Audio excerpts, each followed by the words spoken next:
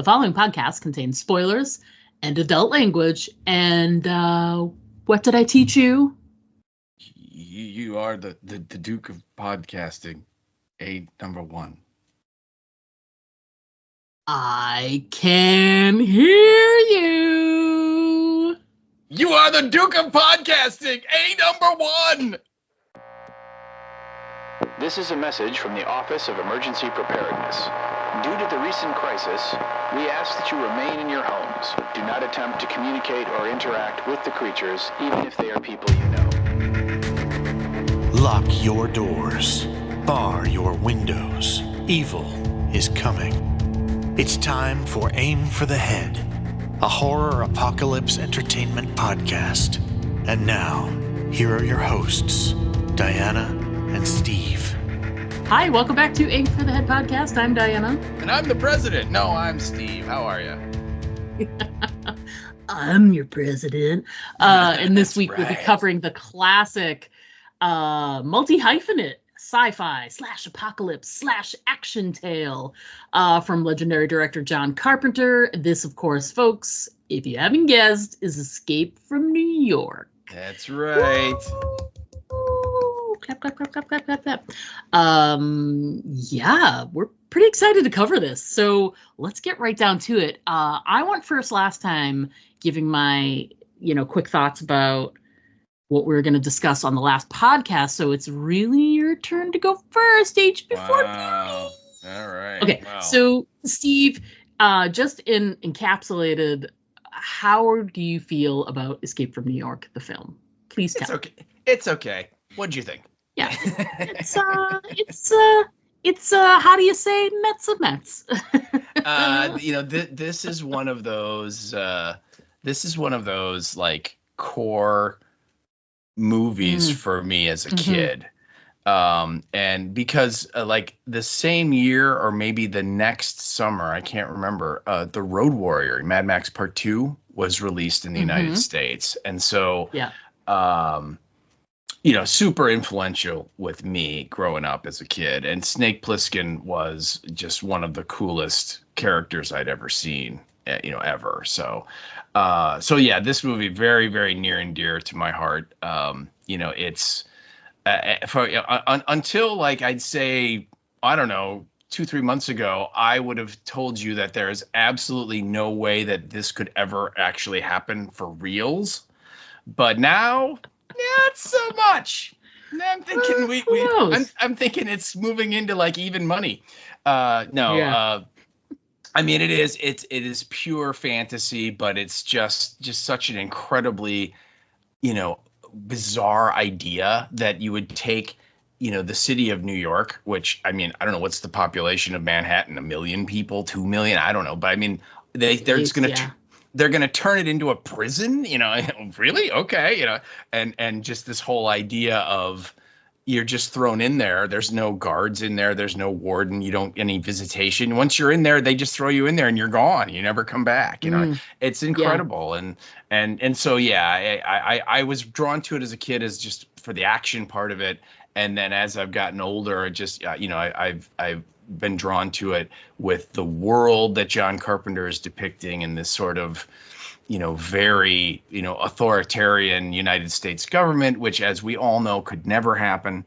And no, we're so gentle and peaceful. We are. And, the Constitution we have and all that stuff that prevents that. I mean, it's all there. So, it is. It's an incredible movie. And Snake Plissken is one of the greatest, action heroes that, for me personally, that I've ever seen, that I'd certainly be up in the top 2 or 3, right? And it's the only thing that Snake doesn't have in this movie is like a super cool car, and that's because the Duke has a super cool car. So right. But I do. I love this movie. If anything, it could be longer because it's only like 92 minutes, and definitely I'm like, I want more. But other than that, this is one of my all-time favorite classic films. My Escape from New York poster, I am slowly but surely populating with signatures, and I mean, I have the watch. the smart clock, the life clock that he has. I have a smartwatch that is an exact prop replica. So yeah, this movie is very important to me. So I love it, and I love it. So what about you? For me, this fell under the grouping of like movies that you just sort of mentioned. So like, Road Warrior, etc. And it was in the same sort of time and space of like, he was coming off of Halloween and did the Thing after this, correct? Yes. And then, so those were really... those were in heavy rotation on HBO for the first couple of years that HBO was out. And that is really probably for a lot of real good classic early 80s movies, especially ones that like I was too young for when it came out in the movie theater. But once those movies started to hit HBO and get into like a rotation there, that HBO rotation was it was a couple of years before videotapes were going to be like a big thing. And then, so that's how and this one fell under the, there's not a lot of, there's violence, but it's all very sort of, some of the we'll talk about it, but some of the fights are a slightly campy because they're a little bit fake looking, yada, yada. There's not no real gore to speak of. I'd say the goriest thing is probably the finger and maybe one or two other things, but a lot of it is very like pantomimed action, pantomimed violence, things like that. So when I was younger, this was like acceptable violence to watch. So it was okay. And there's also like, this fell under the guise of like a handful of movies that were important to my dad. And my dad was the big HBO guy and he would watch stuff, he'd tape stuff. So this was one that like, I have a really strong connection with my dad from when I was in like that age range. Like I was about like 9 or 10 and then fell away from it for a long time. And then sort of rediscovered in my adulthood, like rewatching lots of really great action / apocalypse movies from that era. And just like fell back in love with it again, because like you said, Snake Plissken is, again, he's one of the most iconic characters of all time. You don't even have to give the caveat of action, guy. Just the lines, the way it's written.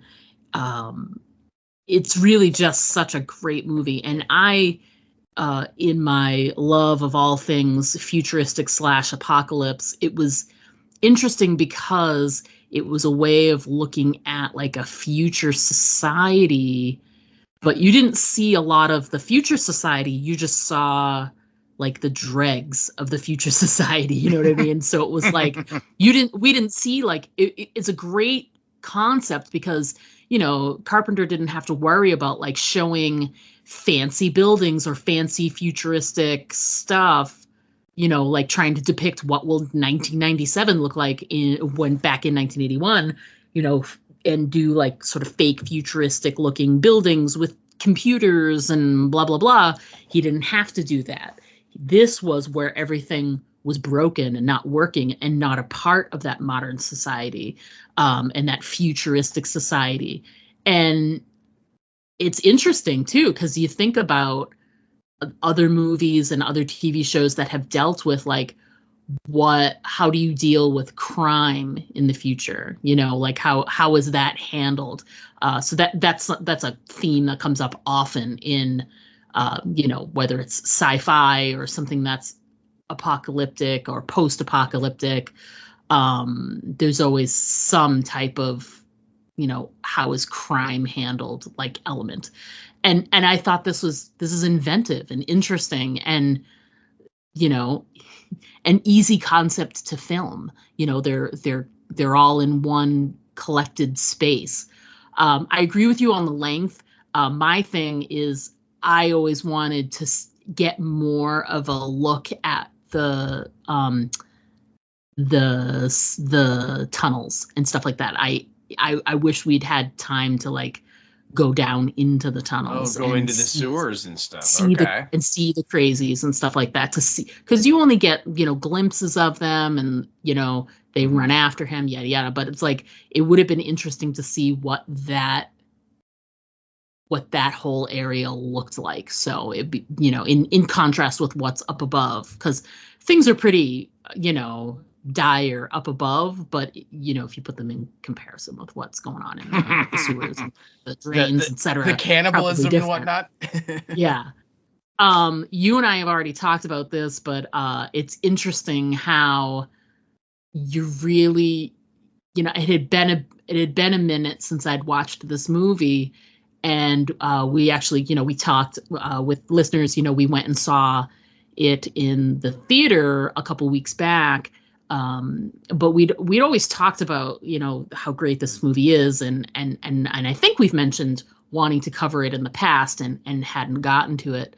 But it's interesting rewatching, a few weeks ago at the theater, and then watching again for this, to see how many things are stolen from this movie for more modern post-apocalyptic tales, like, say, Dead City. It's so, there are so many parallels. There's so many things. I mean, and not just that. There's other things that people have stolen from this. But this is the original. This is the gold standard. Great characters, great action, great story. Great situations. I just, there's really, other than like you were saying about the length, and like I said, I'd love to have seen a little bit more of the crazies. I really can't fault anything in this movie at all. It's just so well done, and it holds your attention the whole time. It's just such a great flick. I'm glad we're covering it. It's such a classic, and just a great classic to cover. So let's get into talking about some of our favorite moments from the movie itself. Before we do that, let's discuss a little bit sort of nuts and bolts. We'll go through what's the description of this movie, even though we know what this movie is. And then we'll talk a little bit about writers and director. So why don't you go ahead and take that away, Steve? All right. Well, again, this is 1981's Escape from New York. I should say John Carpenter's Escape from New York. Yes. And our description that we have, and I love it because this is very, like most descriptions we do here, very much short and to the point.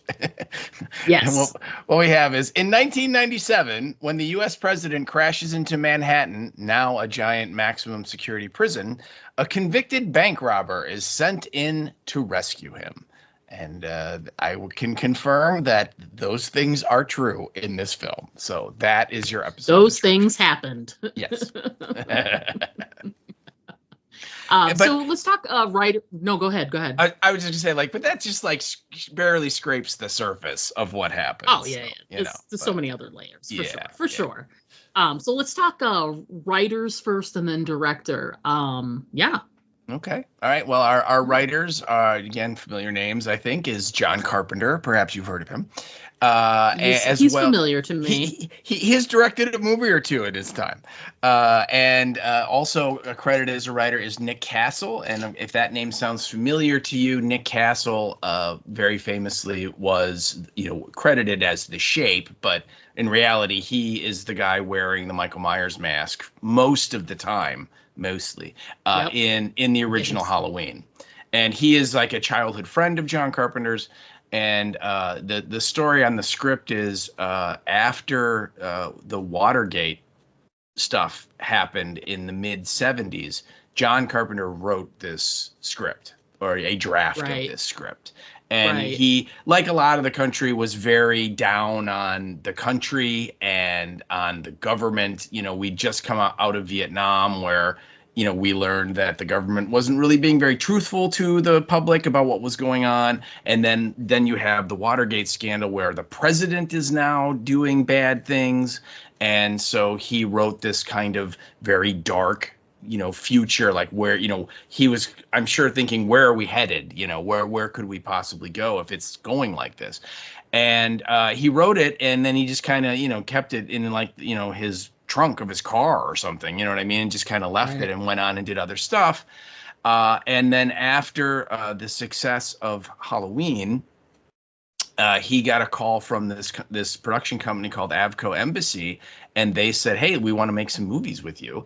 And so he signed a 2-picture deal with them, and they said, well, what do you want to do? And he said, well, Deborah Hill and I are in the middle of writing a ghost story where ghosts come out of the fog and attack people. And of course, that became The Fog. And they're like, cool, we love it. That's great. And then they said, what about this other film? Because we want to do a couple. And he said the only thing he had was this script. And so he pitched it to them. And they're like, yeah, I love it. Let's do it. And, wow. Right. And so they made The Fog. And while they were making The Fog, or near the end of it, he sent the script to Nick Castle. And he said, hey, man, can you read this and kind of punch it up a little, or point out things that maybe could be fixed or corrected or changed.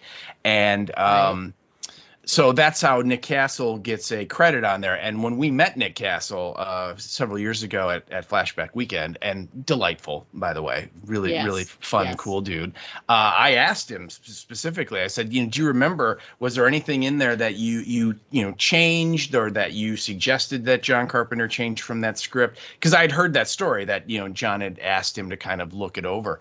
And he was very humble and was like, no, pretty much everything that you see in the movie was in there. And I just kind of tightened things up, and, just very much downplaying what he did. Right. But in my internet, like, researching and things, I have seen several sites that say that the original draft of John Carpenter's screenplay did not have the character of Cabby, which is played by Ernest Borgnine, in it.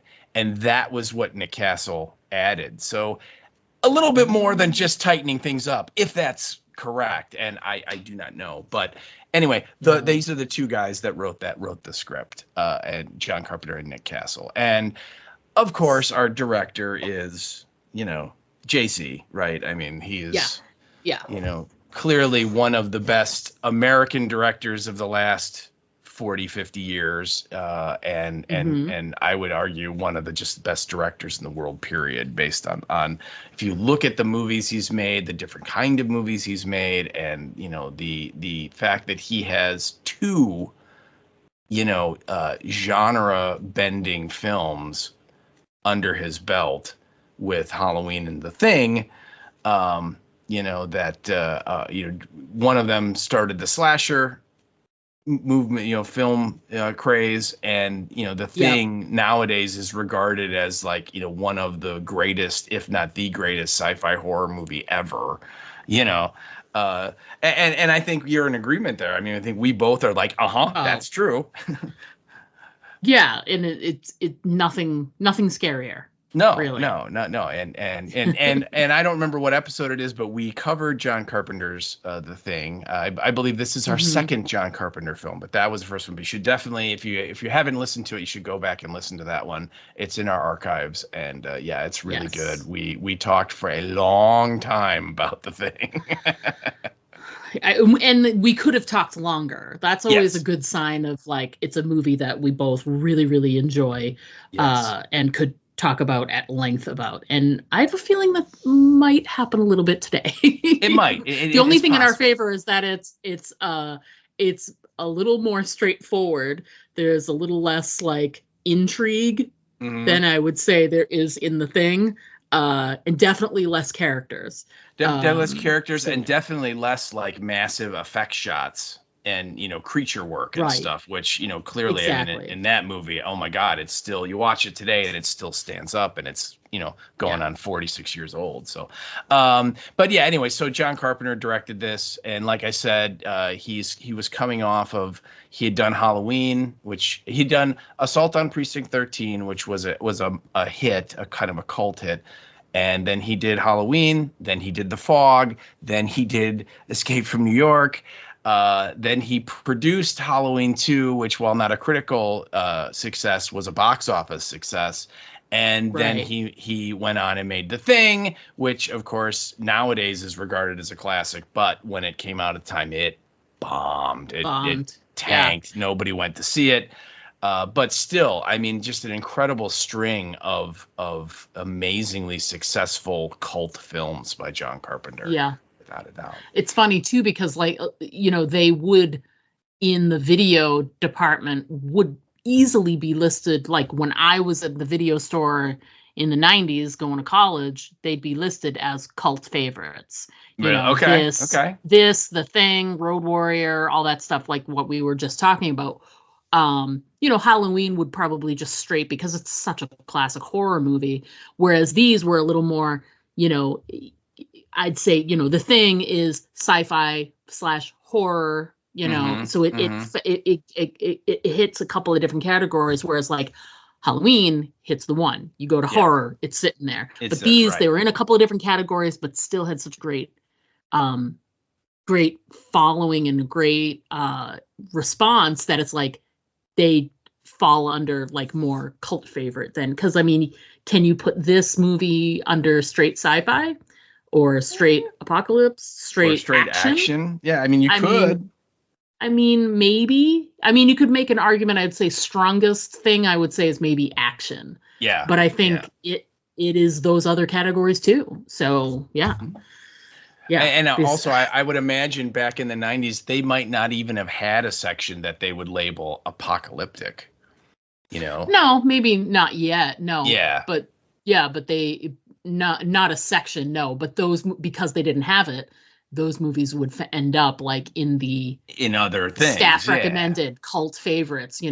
Right. It wouldn't be weird to have this be next to like friggin' a Kevin Smith movie or something like that, or like Brazil or something. Yeah. Exactly. Yeah, cool. So, all right, so let's jump into it. And right off the bat, you get the opening credits, and not only did John Carpenter write the movie, direct the movie, but he also did the music for the movie, which is not uncommon for him. No. I mean, and he worked with Alan Howarth. Alan Howarth, yeah. To do the music, but it's essentially it's his music, but it's like it's so quintessential John Carpenter. It's just it just is, it like evokes this like emotional response. I think it's hilarious that when I started rewatching so I could make my notes, my wife was in the room with me only for during like the credits and a little bit after that. But when the credits were running, she was doing something else and she wasn't watching with me. She was just doing something in the same room. And she's just listening to the music and she's like, wow, tell me you're an 80s movie without telling me you're an 80s movie. And she's not wrong. But even though it's very 80s in tone, I still would say, like, in terms of creating like an emotional arc, the music did that. The music for this movie definitely, even though it's got that 80s feel, there's also like I feel like it had a little bit of a military, because it's the same tone over and over again, so sort of repeated, and then it felt militaristic to me in some ways, and then it's also very action adventure-y. It's got a very like, we're heading out on an adventure, like that kind of tone to it, But yeah, I love the music, and I just wanted to make sure we talk about the fact that he, did the music as well for the movie. So yeah, he's a triple threat, as it were. Yeah, he is. And again, if you look at his filmography, he composed the theme music to Assault on Precinct 13, which is also a great theme. I remember when we took you to see that, and you'd never seen Assault on Precinct, and you were like, "Oh my God, this music!"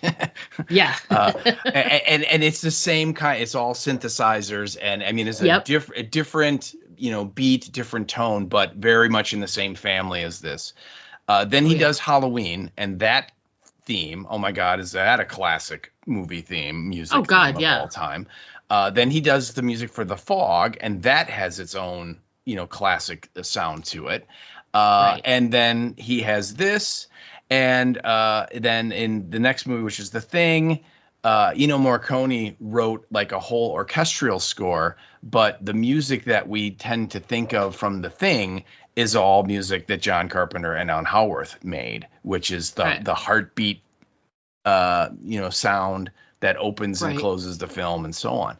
And then just interesting enough to finish it off, a few years later in the movie Big Trouble in Little China, John Carpenter and his band, the Coupe de Villes, which the Coupe de Villes is a trio, and it's John Carpenter, it's Tommy Lee Wallace, who is one of his friends and was a production designer. Tommy Lee Wallace is the guy who actually made the Michael Myers mask.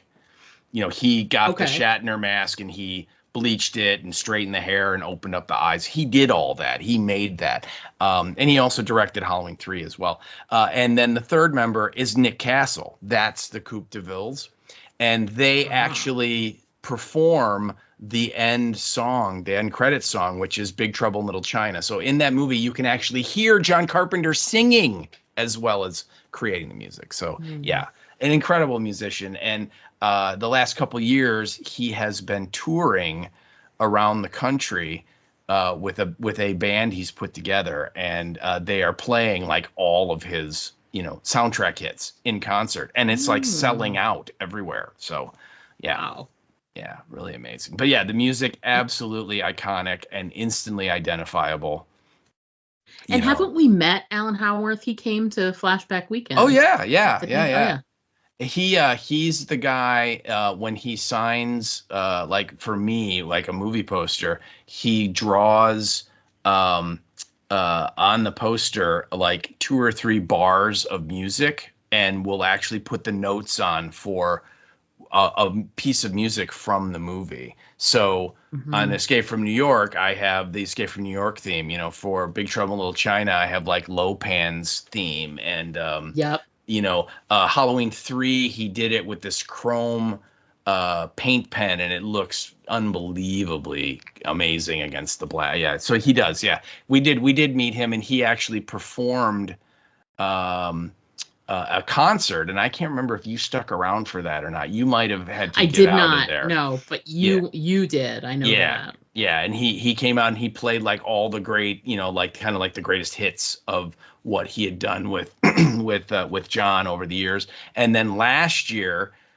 they had a bit of a Halloween 3 reunion, and one of the things they did on Saturday night, and again, both you and Jody had to clear out, so I was kind of by myself, but they showed Halloween 3, and he did a live score accompaniment to the movie while it was being shown, and that was very cool. So yeah, we have met Alan Howarth. Really interesting dude. Very, very, very cool.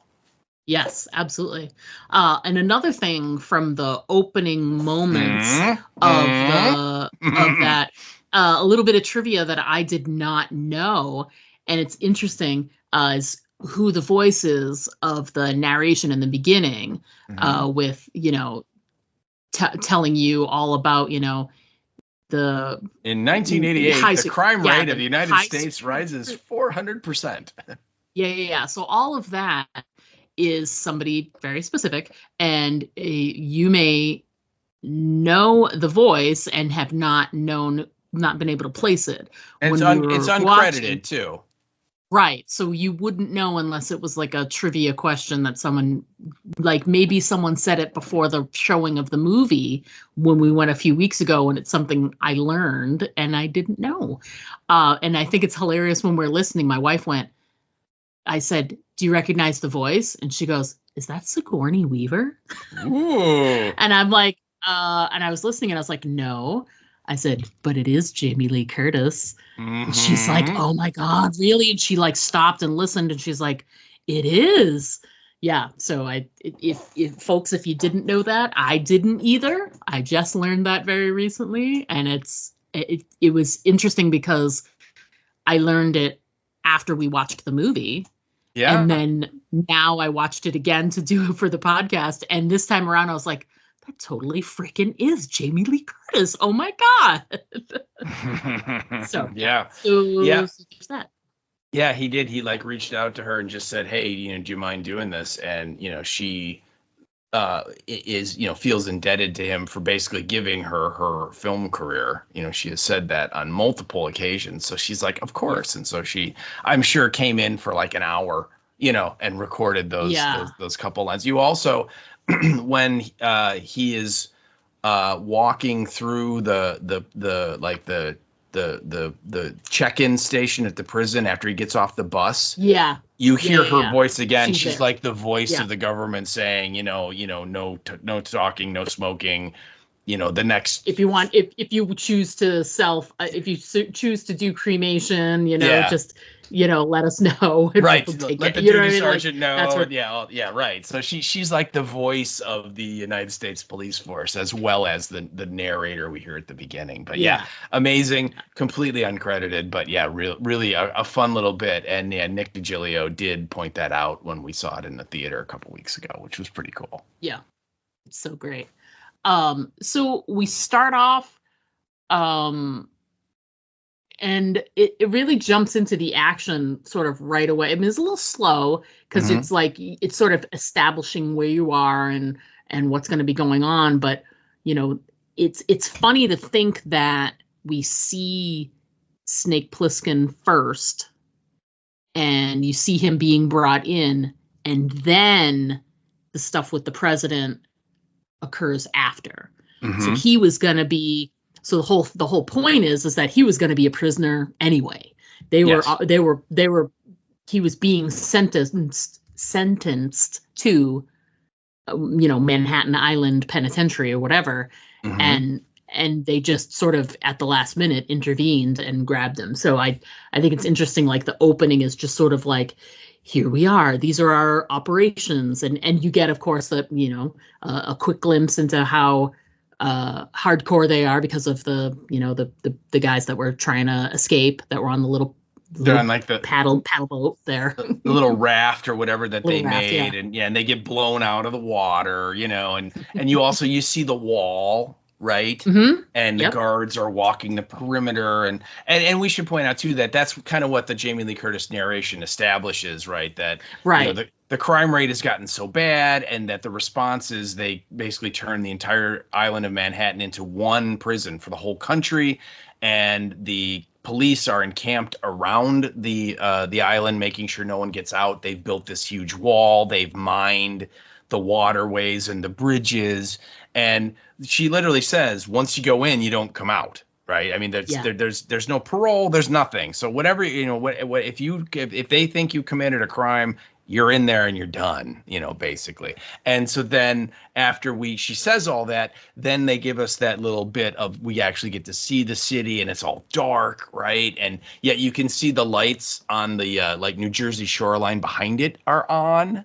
Like where the rest of America is, but the city itself is pretty much dark. And then, these two guys are trying to paddle across the bay, and the helicopter finds them and blows them up, and then it comes back, and then we get that great shot of the helicopter flying right past the Statue of Liberty. And you find out that, of course, the Statue of Liberty, like Liberty Island, that's where like the headquarters of the United States Police Force is, where they like the nerve center, right, where they run everything. And you're right. Yeah. We get that introduction of kind of like, this is the prison. This is what's going on. This is how hardcore the police are, right? Because they do give those guys a warning to turn around. But I mean, they blow them up like 10 seconds later, right? It's like, turn around, and they don't, boom, they're dead, So but they do that, and then immediately we see Snake Plissken being brought in, he's handcuffed, and he's got all these guys with guns out escorting him. And then we jump to the setup of the movie, which is that there's a small plane that's in trouble in restricted airspace, and and we meet Houck, which is the police commissioner, played by Lee Van Cleef. And his right-hand man is a character named Remy, and that's played by Tom Atkins, who is a John Carpenter player who just starred in The Fog, the previous year with Adrienne Barbeau, right? And And so they are tracking this plane, and they don't know who it is, and they run the code, and it's not in the computer, and so then they telex Washington to find out who it is, and we come to find out it's Air Force One. Dun, dun, dun. And unlike Harrison Ford, unlike Air Force One, Donald Pleasance can't tell the terrorists to get off my plane. Yeah, it doesn't work that way on this one. No. But anyway, a terrorist has taken control of the plane and crashes it right into a building, like right down the street from the World Trade Center. Which wow, John Carpenter, quite the. Quite the premonition there, because this is about 10 years before or 20 years before 9/11. Exactly 20 years before, yeah. Yeah, and so the president, and I know you made this note about the pod, but there's like a like orange egg, like man-sized egg that is like an escape pod built in Air Force One for the president, and so just before it smashes into the building, it ejects and lands on the ground. So he is at least safe, but like everybody else on Air Force One smashes into the building. So, but anyway, talk about the pod, because I know that's one of your notes. Yeah, I mean, the pod. Well, first of all, it's so funny because the pod it's egg shaped. It is too. So, I mean, I've seen other versions of. There is, there's an escape hatch on the Air Force One, the Harrison Ford, get off my plane, Air Force One, and it's not conjecture. It exists. There needs to be an emergency way, because what would happen if the plane was hijacked? If there was, the plane was going to go down, you got to save the president, and everybody else is, expendable, as of course they were. As they were. I love in that moment too, because you know what's gonna happen, and you're like, they come in and they're like, it's time to get you in the pod, sir, and he goes to click the handcuff on for the briefcase, and everybody else in the room, I'm like, okay, and you're dead, and you're dead, you're dead, and you're dead, and you're dead, and you're dead. Anyway, so when he gets in the pod and he's like, God bless you all, or good luck to you all, and I'm like, that's not right. But it had, I don't know what it was, but it had a very like, the pod is funny to me. It's like one of the few things that I'm like, it's not cheesy, and I don't know if it's the shape or the color. It's very like, there's been other instances where they've shown like, obviously the one that's the easy grab is the Harrison Ford Air Force One, and that pod was like a darker color, because do you want to have everybody be able to find the pod, or do you just want certain people who can like track it on like a tracker be able to find the, you know what I mean? Yeah. I think, I'm not sure that bright color is really the best choice, but who am I to decide? You know what? I just chalk that up to, it's like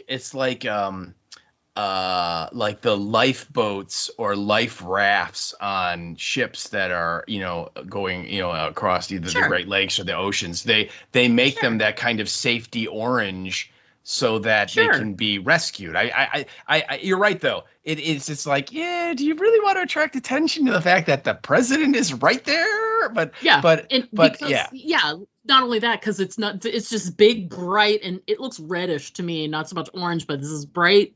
And it's an egg shape, right? And it has the seal of the president. The seal of the president right there. Yep. Just so that just in case you were curious what this pod was, where it came from, you're like, let me do my math here. So 1 + 1 is, I think the president is inside this pod. Yes. So the pod is ejected, and it's done, right before the plane hits. And I love the little simulation they show on the screen, where it's like graphics. The computer graphic with like it looks like a video game. It's like boop boop boop boop boop boop boop boop, and it just falls, right? Yeah. But they immediately, Houck gets his guys, and they're very Rambo, like, I'm going in, and they jump on, they get on a helicopter or a few, they go really fast, they land, and they head right to the site, and they get to the pod, and it's empty. And you got to figure, from the time the pod hit to the time that Hauk gets there, what do you think? 10 minutes, maybe? Tops? Maybe, yeah, 15. Yeah, because they're really close. The plane landed in Lower Manhattan. They're on Liberty Island to begin with, so they're very, very close.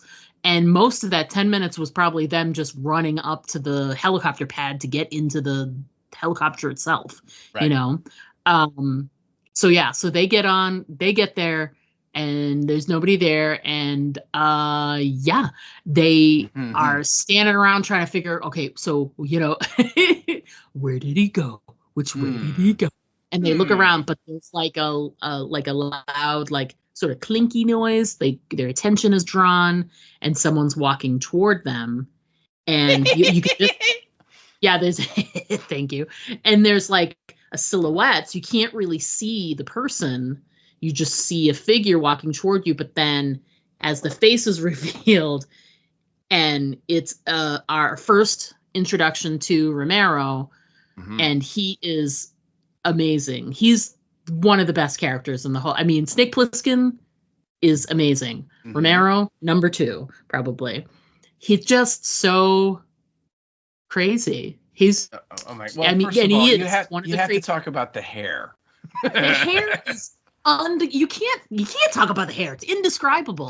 He's like a cross between like Sideshow Bob and like someone from like the Mad Max Beyond Thunderdome. He's got these crazy hair that's like, it looks like he's in a wind tunnel. It's just like woo, like the amount of product that must have been in that to keep it up, because it's all up all over. I mean, it's crazy.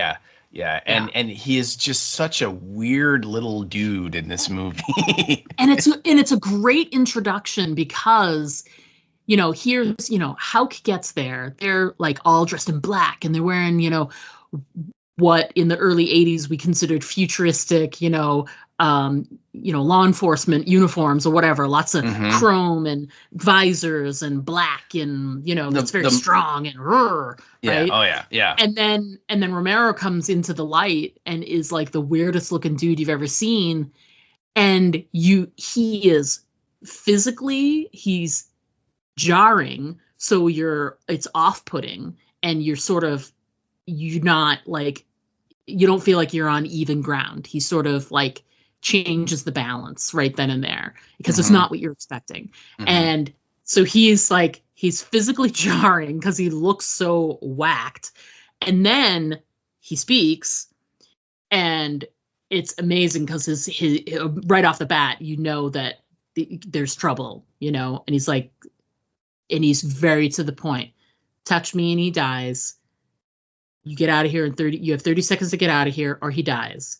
And then he's like, go ahead. No, go ahead. And then he goes, if you come back in, he dies. He dies. Yeah. And then he's like, you've got 20 seconds now. And then to prove it, he takes a little packet out from under his shirt, and he opens up like a napkin or a cloth, and he's got a severed finger and what looks to be some type of presidential ring, which I guess that's to prove that it's the president's finger, not somebody else's finger.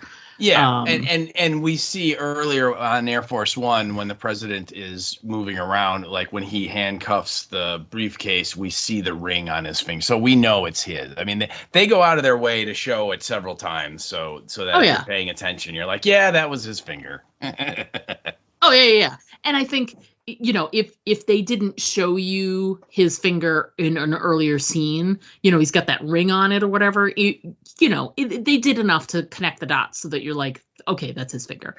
It's a little chubby. Donald Pleasance could have lost a few pounds. I mean, I'm just saying it was his finger. There's no, there's no real like if, ands, or buts. I think right now somewhere Donald Pleasance is giving you the finger. That's he's giving everybody the finger right now in this scene. So just what a great start to the action is, crash, president's missing, then who is this friggin' weirdo? And then he's, then they're like, I'm here, I'm ready to talk to you now. Hauk's trying to, negotiate right off the bat. And Romero's like, now you have 20 seconds. Yeah, he had 15, and then he's like, 18, yeah, and then he's like, 17. yeah. And so they're like, all right, move out. So they start leaving, and need to come up with a plan, you know. So yeah, and of course we find out that the reason why Hauk is so gung ho to negotiate right away is that there's kind of like a time limit on the president and how much usefulness he has, because the reason he was on Air Force One, we find out, is that the United States at this point is at war with the Soviet Union, remember them, and China and communist China. So it's a triple war. And there is a peace summit in Hartford, Connecticut, and that's where he was going to try and end the war. And it's only the Soviets and the Chinese are going to only stay for like one more day, and then their delegates are gonna leave. And so they need to get the president there so they can end this war, because apparently it's been a very costly war, and all kinds of damage has been done to all the world economies, and so it's like it's in everyone's best interest to find a way to end it, right? And so that's why Hauk is like, let's, what do you want? I'm ready to negotiate. And of course, the prisoners who know nothing about this, they're like, yeah, we have our own plan. We'll let you know. When we have demands, we'll let you know. And so this kind of forces Hauk to kind of improvise and try a rescue plan, because, and he's talking to like the vice president on the phone, and he's like, if we go in with troops and helicopters, they'll just kill him. If we hit the island with massive force, they'll just kill him. We'll never get him back. We need to try and like sneak in and get him out, secretly, and spirit him away. And so he's given permission to try a rescue. And the only person that he has on hand that he's, doesn't really care if he lives or dies, and that he's entrusts with this mission is, of course, our hero, or our anti-hero, Snake Plissken. Right. And what a great anti-hero he is, because, we are introduced to him sort of physically when he comes in, but his introduction scene in Hauk's office is, you should talk about it, because it's your favorite scene in the whole movie. So it is, yeah. It's really the only scene between where it's just Lee Van Cleef and Kurt Russell, and it's my favorite. And so they bring him in. They like kind of intercept him from being processed and sent to the prison, and instead they bring him to Hauk's office, and they sit down in these big high back chairs, which, just on a personal note, like in my parents' house, they had like the exact same chairs. So I was always just like, this is so cool. These are the Snake Plissken chairs, and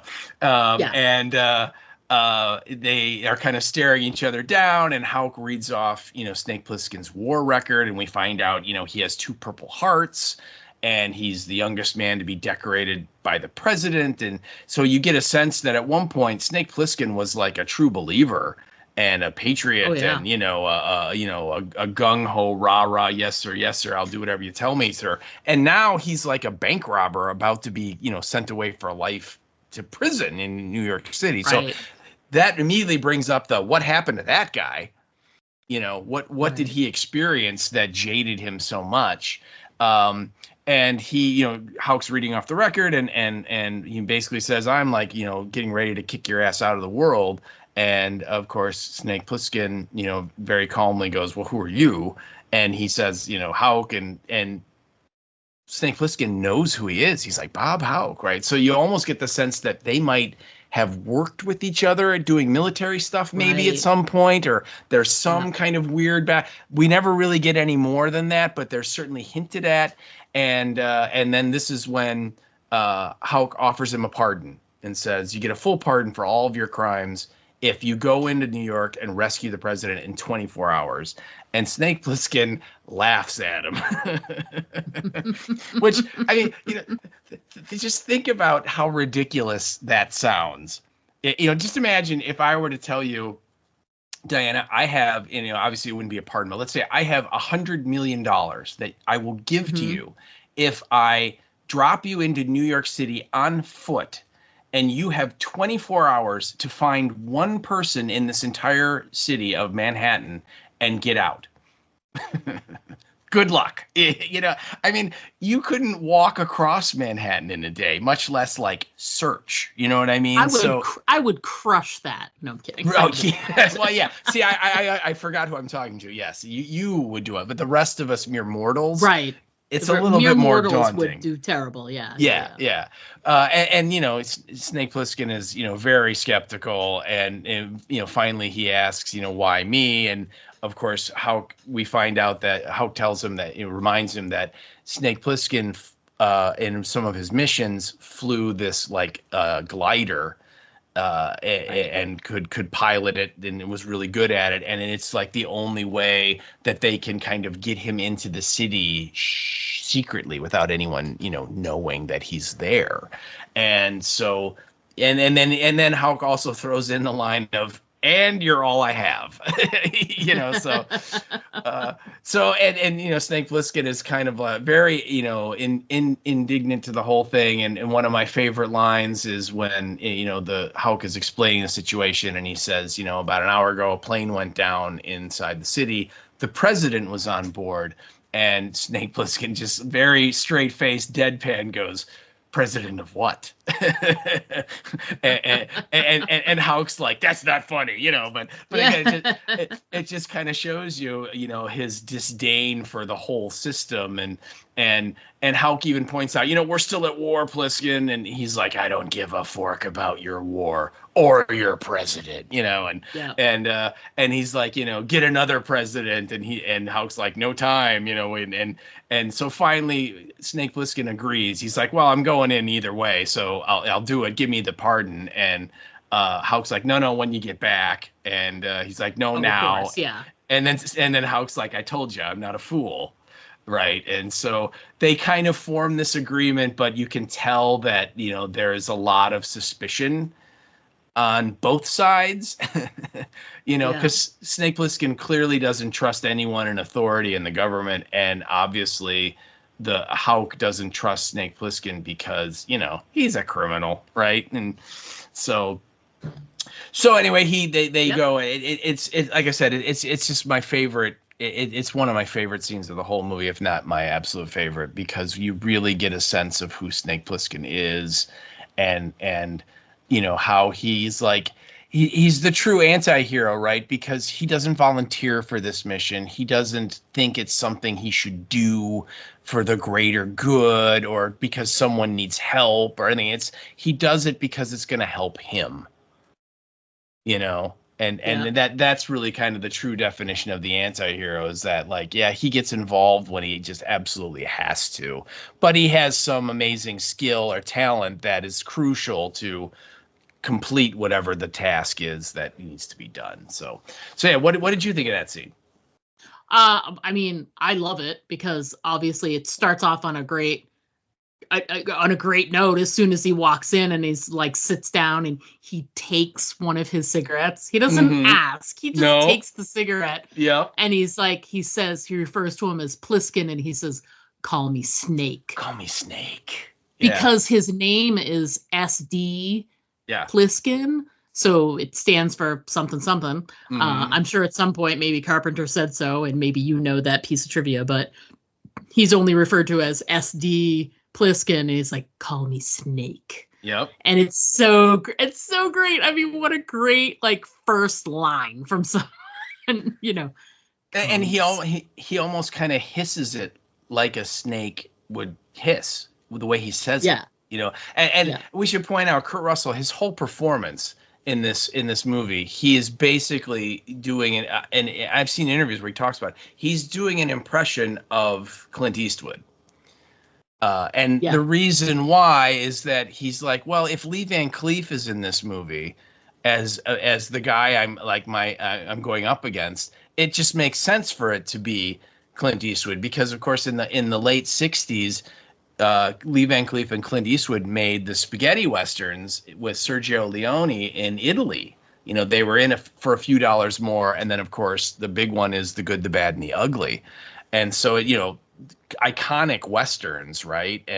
And so for, you know, Kurt Russell be like, well, if Lee Van Cleef's here, obviously Clint Eastwood should be here too. So that's why he has that kind of Clint Eastwood approach to everything, you know. But when he first says, "Call me Snake," it's very hissy. It's almost like he's a snake, you know. It's wonderful. It's perfect. Yeah, I love it. It's he's an iconic character, and an iconic character should be introduced in an iconic way, and it's there, and it's even when he comes into, he's not even in full light.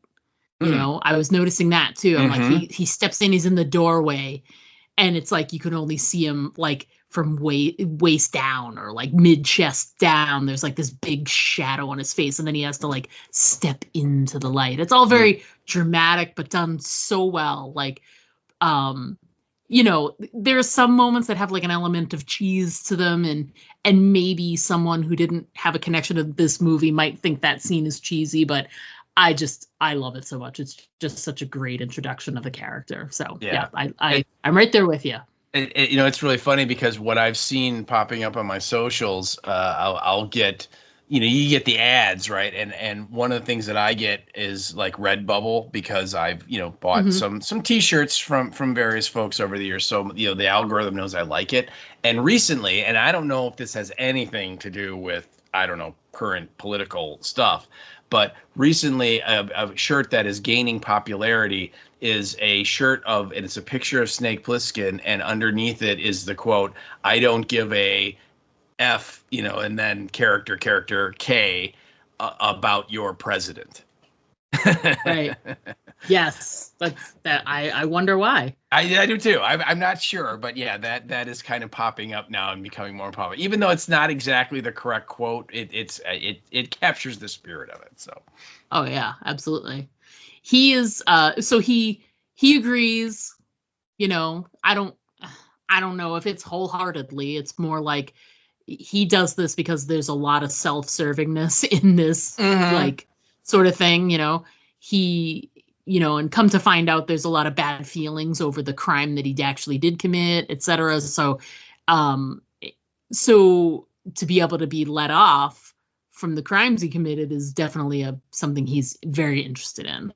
Oh, yeah. And you know, who would want to go to prison, especially when your prison is like this and you're never getting out. You know, you're going to be there for the rest of your life. So it's, you know, he takes the offer. You know, the offer has a few caveats. You only have this amount of time. Here, let me put this on your wrist. And then, oh, by the way, you know, we're going to put this thing in your neck.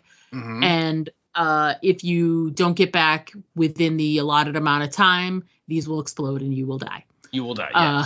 Yeah. And they, I mean, they trick him, right? They tell him it's like an antibiotic or something that's going to give him protection if he cuts himself or whatever, you know, all that. And then after he gets injected, the character of Cronenberg, which, again, yet another famous movie director. We had Romero first, and now we have Cronenberg. He tells, you know, tell him, you know, and then Snake Plissken's like, tell me what, you know, and then how kind of spills the beans that, yeah, there are these two tiny little microscopic capsules in his arteries. And, you know, at the end of the time, like you said, there's just a little bit of explosive that's just enough to like open up both of his arteries and he'll, you know, be dead in like 10 seconds, you know? So yeah, they kind of, it's sort of Houck's like guarantee that Snake Plissken's going to actually do the mission. You know, and not just like get in the glider and like try and fly somewhere else and then run away. You know, I mean, he could, right? He could catch an updraft and, you know, fly to Buffalo or something, right? I mean, who knows? Totally. So this is sort of his guarantee of, yeah, you can't do that. You're going to have to actually, you know, do what we agreed to. So, but, you know, Snake takes it all in good stride and basically looks at Lee Van Cleef and says, when I get back, I'm going to kill you. Just so we're clear, because of this. Yes. Yeah. Yes, like, you can do whatever you want, but I'll be back shortly. I'll see you soon. And I'm going to kill you. And I'm going to kill you. Yeah. Make no mistake. Yeah. So he does his thing. He lands the glider on the top of the World Trade Center, and they have like a whole contraption where he can, there's an electrical box that he can get there's an elevator that he can take. It'll only get him to the 50th floor, and then he's gonna have to walk from there. But he emerges and he's out on the street, and I find it hilarious that he emerges and he's like walking down the street. He's heading towards where the pod is located, turns out. And he's, he's heading towards there. He's got like a little homing beacon and all this other stuff. So he's heading there and he's got a gun and he's got it brandished. He's got it out. And I just think it's amazing that he gets there and he's walking around and he's got the gun and he's got all these other like trinkets with him or whatever. Not a single person pays any attention to him. Nope. They're just like, whatever, dude, you do you, and I'm gonna do that. The only thing that's unbelievable about that to me is that, like, would people have decided, hey, let's gang up and knock him over and we can take his gun? You know, because it's a very like dog eat dog world. Survival of the fittest, and if you had a weapon, you'd be very powerful. But there's also the element of he's Snake Plissken. He looks like his name is Snake Plissken. Yes. And he looks like he would fuck some shit up if you tried to take that gun from him. So even though, like, at first I'm like, how is he able to walk around like completely unbothered? And then I'm like, because he's Snake Plissken, that's why. That's right. Yeah. And what that sequence, first of all, it's weird today when you watch it because he lands on the top of the World Trade Center, and it's just weird. It's weird. It is. It is. It's definitely like, okay. And you're right. He goes from the top of the World Trade Center to like the 30th floor or the 50th floor, and then think about it. He has to go down like 50 flights of stairs to get to the lobby. So. But what I love is that the very next bit where he is walking, and you're right, he's like got his, the MAC-10 out, and he's, not hiding it at all. And he is walking, and then you get this amazing location with the crash site. And you have like the plane is in like three pieces. There's like the tail. So there were probably some tailies, running around. And you know where I went with that. I know where you went. Yeah. And then you got like the main fuselage, and there's all kinds of fires burning all over and everything. And you're right. You can see like people like running around in the background, but nobody is bothering him at all. But I am always blown away by just that location, the way they dressed that and built that. It's amazing. And I read that they bought a 737 from one of those like airplane junkyards in like Arizona. Airplane graveyards, there are these places out in Arizona where they have this like hundreds and hundreds of old airplane sitting there, because it's super dry and there's not a lot of humidity. So it doesn't really rust. So they bought it. They cut it into three pieces and had it shipped to Missouri because that's where they filmed all the exterior stuff. St. Louis doubled for New York for the movie, and then they assembled it there and they dressed it also. But yeah, it looks phenomenal. I mean, it's just a very eerie, creepy kind of a set that they built. And of course, Snake calls in on the radio and says, "I'm at the crash," and nobody else made it. And of course, Houck is just like totally indifferent, doesn't care at all. No empathy at all that, all those people are dead. It's like, no, just like get on with your mission, But yeah, I really like that whole sequence when he's like you see it opens, he's walking down the alley, he's kind of like putting the silencer onto his machine gun and getting it ready so if he needs to use it he can, and then he turns the corner and there's this huge clearing with this massive wreckage of this plane crash. Right. Yeah, it's super cool. It's great too because like we know it's Air Force One, but with like it being wreckage and fuselage, and there's a lot, obviously there's fire and he can't get terribly close to it, but I mean it's right there. Like you could, I don't even really remember if they dressed up the outside of the plane to have like the blue stripe or whatever. Oh yeah, it does.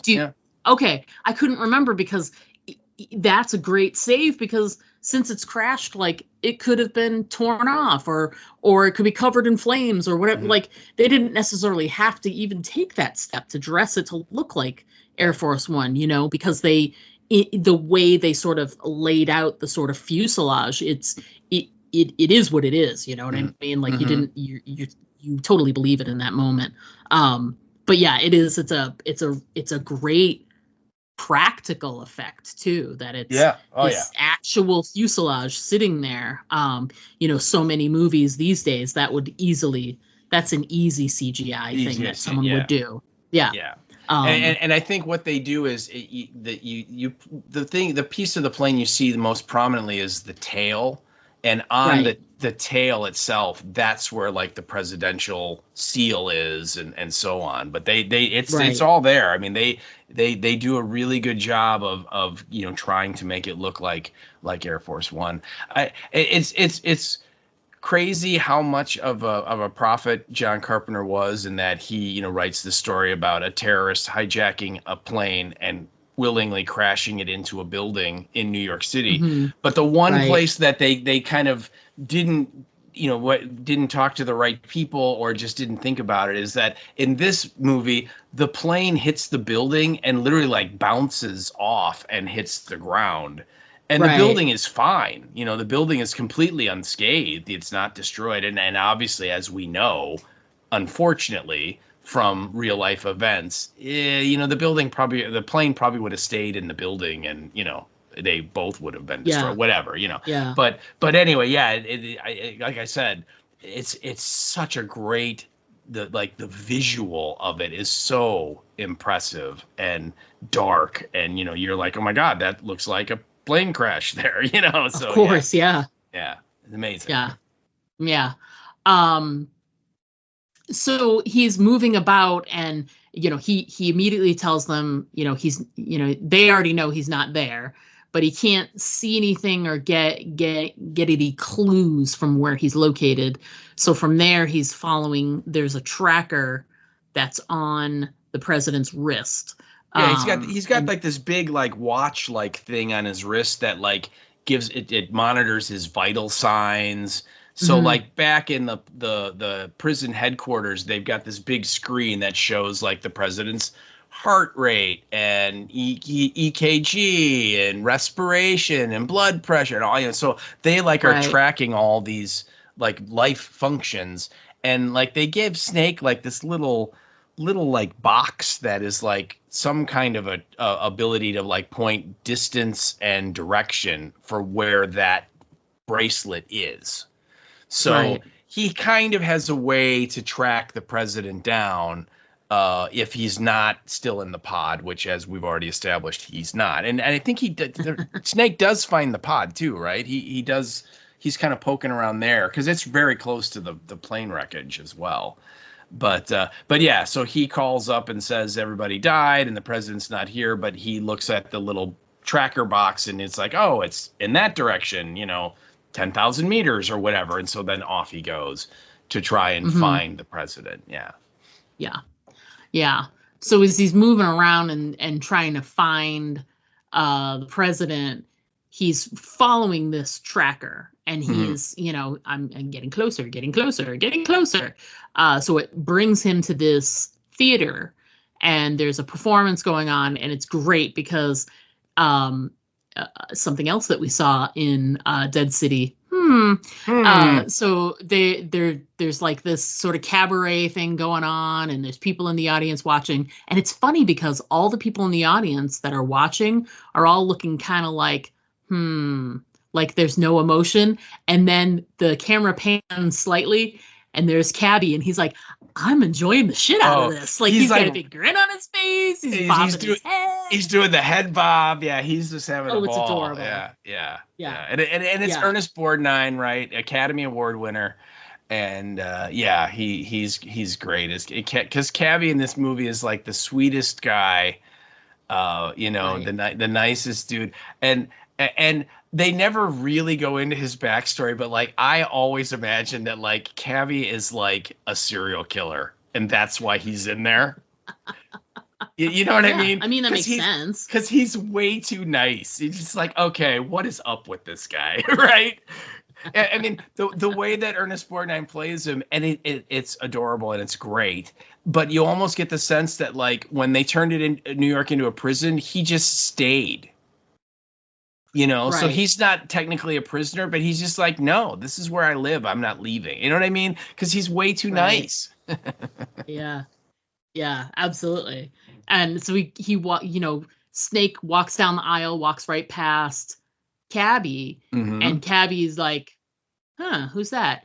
But Snake is following the beep, and it's getting louder as he goes towards like the front, and there's like a little entrance off to the side. So it's almost like sending him, you would think, like, I'm using air quotes here, backstage. Yes. So he goes through the door and goes through, and he eventually comes upon, there's a couple of different vignettes there, but the final moment is, it's a really great tease because there's someone with their back to you and they are punching someone that you can't see, but all you can see is the arm that has the wrist thing on it, the little tracker thing that we know what it looks like because it was put on his wrist before the plane crashed and they showed it. So you're like, oh God, that's the president. But then, he like, he punches the guy or just pushes him out of the way or whatever. He like kicks him or something. Yeah, he gets rid of him. And then gets rid of the guy that's doing the punching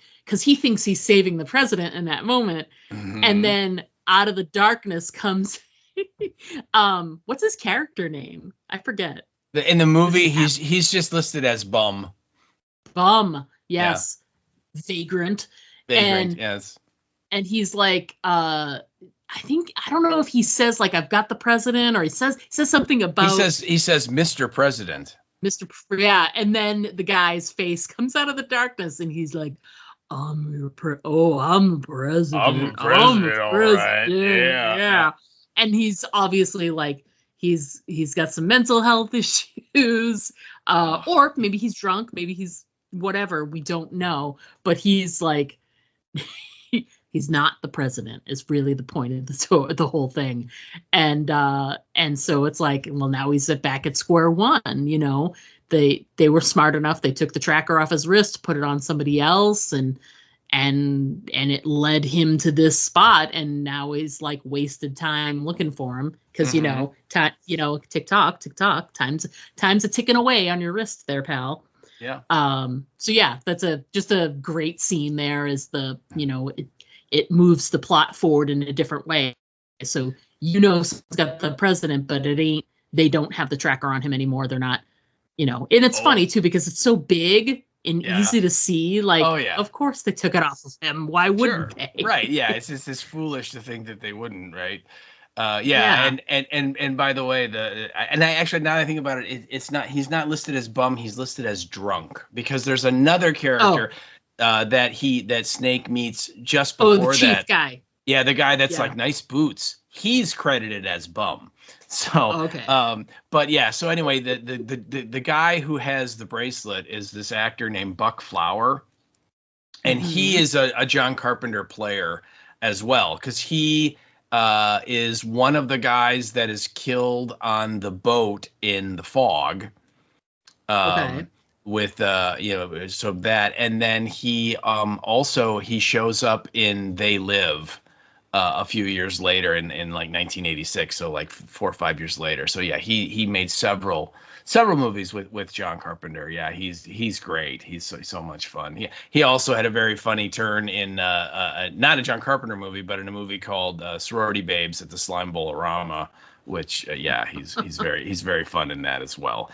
A true character, just a fun performance. But yeah, when he's just like, I'm the president. Oh yeah, I'm the president. and it's just a great moment. Yeah. Oh yeah. And so Pliskin gets on the radio and he's like, I found the bracelet, but it's not the president. And he holds the radio up to the drunk, and he's like singing like, "Hail to the chief," and it's just kind of proving his point. And so Snake Plissken is like, that's it. I'm coming out. I'm going to go get in the glider and come back and get ready to, take the explosives out of my neck. And because he's like, the president's dead. You know what I mean? Clearly. Yeah. At this point. Yeah. Yeah. So he's like, this is a fool's errand. I'm never, he's dead. And literally, Houck tells Snake Plissken, you keep looking, because if you try and take off in that glider, we'll shoot you down. Like we will kill you. And Snake Plissken like looks at the radio, and his line is something like, how about a little compassion, which Houck has none for him. So literally now Snake Plissken has no idea what to do, because like I said earlier, with the idea of dropping you in New York City and say, go find one person. Now he has no way. That? Yeah. And he only has like 17 hours at this point, so. Yeah. Yeah, he's kind of up against the wall, and doesn't know what to be able to do next, and enter, the cabbie pretty much. Well, although at first, go ahead. Yeah, I was gonna say he's kind of sitting there trying to figure out what to do, and then suddenly all the crazy people come out of the sewers. And so he like starts running from them, and he runs into a gal that's in this little restaurant, this little shop that he's hiding in, and she recognizes him. And this is the first time we get she goes, I know who you are. Yeah, you're Snake Plissken. She goes, I heard you were dead. And that kind of starts this running joke that basically everyone in the movie from now on that meets Snake Plissken, their first line or one of their first lines is some iteration of "I heard" or "I thought you were dead," and this is kind of, it's not. I don't think it's confirmed, but it's widely believed that in the I think the 50s, John Wayne made a movie called Big Jake, and in that movie, everybody that meets his character, or not everybody, a lot of people tell John Wayne, hey, I thought you were dead. I heard you were dead. And so we know John Carpenter loves Westerns. He's basically remade Rio Bravo 3 times in his career, in different forms. So he's a huge fan of Westerns. So it's not surprising to me that he would lift that and make it a running joke. And it is kind of funny as it goes on and on and on, because literally everybody he meets is like, oh, I heard you were dead. I literally, in my notes, I have a small section that's not part of my numbered notes. And I have the I thought you were dead / I heard you were dead count. And I got it up to, I have 6, but I'm sure there's probably a couple more that I just missed. Or that's awesome. So I started keeping track. I was like a little tick on there. I was like, oh, tick, tick. Yep. There's another one each time. Yeah. Oh, well, another one. Yeah, and so eventually the crazy people break into the store, and they grab the girl and they kill her. They drag her under and down into the sewers, where you assume they eat her, because we've kind of been told they're cannibals. And Snake kind of gets away, and he shoots a bunch of them, and he climbs up a pole and into a building, and then he shoots out a wall and jumps through the wall, and it's very actiony. And one of the things that happens is he drops his radio, and it smashes on the ground. So now he has no way to communicate with anybody on the outside, and he's kind of like running out of options of where to go. And these guys are closing in on him, and then Cabby pulls up in his yellow cab and is like, "Where are you going, buddy?" and so Snake jumps in, and Cabby like throws a Molotov cocktail to stop the guys from coming at him, and drives off, and he Cabby's super excited, and he's like, "Oh, wait till I tell Eddie I had Snake Plissken in my cab." So great. He's adorable, and so he's like, "So what are you doing here?" And he's like, "I'm looking for someone," and he's like, "Who? The president?" And he's like, "Well, why didn't you ask me? I know where everybody is." And he's like, "I'm gonna ask you," and he puts the gun up to his head, and Cabby then says, "Well, the Duke's got him. Everybody knows that the Duke's got him." So we're introduced to this idea of there's sort of like a big boss in charge of a big chunk of New York City, and it's this guy known only as the Duke of New York, right? And so Snake Plissken now, because he has no choice, because his neck's going to blow up, he's like, "Well, I want to meet this Duke." And the only thing Cabby can think of is to take him to this guy he knows named Brain, who is a very, very smart person who thinks up stuff for the Duke. And so if anyone's going to know how to get to the Duke, it's going to be Brain. So they drive to this big library in downtown New York where Brain lives. And he also has with him his, and I'm going to use air quotes here, and I hope I don't offend anyone, his squeeze. His lady friend. His lady friend, yes, played by the lovely Adrienne Barbeau. And her name is... she's just delightful. Oh, she is. Well, she's... her character name is Maggie, but she's like the watchdog. Yeah. She's a guard dog. I mean, she's there to protect Brain, and, she clearly loves Brain, but and he loves her. I mean, they obviously have a relationship, but I always look at her as she's like the Doberman Pinscher that you take out when you go jogging because you want protection, right? And yes. And so anyway, so they meet Brain and they meet Maggie, and let's just say that the reunion between Brain and Snake Plissken is not exactly a happy one, maybe. No, not at all. Because come to find out, he knows him. And so, as you're saying, reunion. So as soon as he sees him and he calls him Harold. Oh, yeah. And he's like, oh, Harold, huh? And he's like, please don't call me Harold. But first of all, Harry Dean Stanton. Yes. The best character actor ever of his generation. Oh, yes. I mean, he elevates any movie he's in. He just has like a quality to him that you just can't put your finger on. And he's just fantastic in everything that he's in. But he's great as Brain, great character introduction. But we come to find out that Brain, Harold, was a part of the crew that robbed this bank that Snake was got in trouble for. So, what I was saying earlier when it's like he feels, slighted or, he took the fall. There was a crew and Harold Brain, he left them high and dry pretty much. He left. Yeah. So they got pinched and he did not. So it's just really interesting to see like that dynamic of Snake really needs him in this moment. But oh my God, it's like the last person on earth he would want to be helping him in this moment because of their terrible history. Yeah, Snake needs him, but Snake really wants to kill him.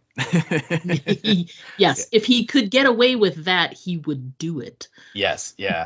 And actually, I'm pretty sure that based on the stuff that I read, the job that he references that he worked with Brain is not the thing that got him arrested. It was another job before that. Earlier, yeah. And he talks about it was him. It was Snake, it was Brain, and it was this guy that he refers to as Fresno Bob, which is again a great name. Oh yeah. And then he basically says, he stops and he goes, "Do you know what they did to Bob?" And it was in Kansas City is where the job was, and Brain's argument is, he didn't run out. He said Snake was late. They had a plan. They had a set time that he was supposed to get back to where Brain was. Snake was late, so Brain left, right? So Brain is not feeling any remorse at all, and of course Snake is like, we were buddies, and again, what they did to Bob, so Snake is totally willing to like put a bullet in this guy, but as we said, he kind of needs him. Because Brain, as Brain points out, unless you know precisely exactly where the president is, you'll never find him. And I'm the only one that knows that. So basically, and of course, Snake talks about, I've got a jet glider and I'll take you guys out of here if you help me. And so Cabby's like, really? Me too? And so the four of them kind of form this team of like, all right, we'll try and get the president out. And then we'll all escape from New York. And so now pretty much the board has been set up and all the pieces are on there, and now they can start to try and actually rescue the president. Yeah. It's interesting. In hindsight, though, do you think, the way Brain described it is like he's in a very specific place and only I really know where he is. And if you don't know where he is, you won't find him. Mm-hmm. But they're in a location that the Duke uses. They're inside, they're holding him inside this train car, right? Mm-hmm. Right? Come to find out. But it's also surrounded by like soldiers or like other members of like Duke's crew. Yep. Do you think you could like see that from a distance and go, oh, I wonder if he's in there? Yeah. And maybe suss it out, or I don't know. I think I would think no, be my initial reaction. And I would just operate on the idea of, if this is like Snake's first time into the city now that it's a prison, is he going to know where those locations are? And you know what I mean? And again, Manhattan is huge, right? It's massive, and so I kind of lend credence to what Brain is saying. And the other thing too, we should point out is that Snake is like, I need to find the president and get out of here, and I'll take you with me. And one of the things that Brain counters with is, no, the Duke has his own plan, right? And the Duke is going to drive down the 69th Street Bridge with all the prisoners behind him and the president out front, and they're going to, exchange the president for all their freedom, right? They're all going to get off the island. So so Snake is kind of like, look, there's a time limit here, and that, after so many hours, the president isn't going to be worth all that much. And because of that fact, that Brain knows that, okay, you have a limited amount of time to find him. If you don't know exactly where he is, you're never going to find him. I would believe him in that, and that it would be really tough for Snake. It's an interesting question, because you're right. I mean, they've got the guys have fires burning. Like the barrels with the fire are there, and there's all of them are guarding this train. So it's kind of obvious that something important's in there, but I don't know if he would ever be able to stumble upon that if Brain didn't tell him where it was. Okay. I see. Yeah. What do you think? I think if he went down the investigative route and was like let's say they knocked on the door and Brain wasn't there. And, he said the Duke has him, right? Mm-hmm, mm-hmm. Like Cabby said that. Yeah. What if he was like, well, what are some places nearby that you could drive me to that are like places that the Duke might keep someone? And they wouldn't go there first, but like if they happened by that area, what I mean? I'm just saying it's possible. It's not, I think it certainly is. Yeah. Impossible. Yeah. So anyway, so they are they end up they're out trying to locate the president. They're gonna go to this location. Cabby actually leaves them, so the three of them are on their own. Well, no, come on, we have to get to like your favorite movie car ever, because yeah, but that's the reason why they're outside of Brain's place and they're about to go, and Cabby's the one. He leaves because he recognizes, oh, I know the sound of that car. That's the Duke's car.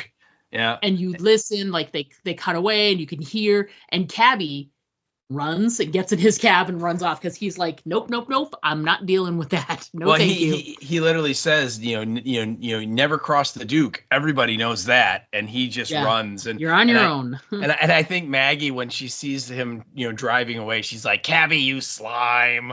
Yeah. And then it just takes a second for it to reveal itself, but then the car turns the corner, and the first thing you see are the front end chandeliers. And really, when you see it, don't you think to yourself, why didn't I think of that? Mm-hmm. And why have we never seen that before or since? And it's such an amazing little extra thing that makes the whole thing amazing and ridiculous all at the same time. And It's so crazy awesome. And there's a disco ball inside too. In the center where the center mirror is. Yeah, there's a big disco ball. Yeah, it's so great. And the car has hydraulics, right? Yeah, of course it does. It's all hydraulic up, and then when they stop in front of the library, it settles down to the ground. It's so great. Yes. It's incredible. So I had to hold a little space on my list here for the best car in any movie ever. Because who doesn't want a car with chandeliers? Oh, it is. I love that car. There's no doubt. Although I would have to say, just my personal preference, I still would default to Max's black on black Interceptor with the blower as the greatest film car ever. But this one is.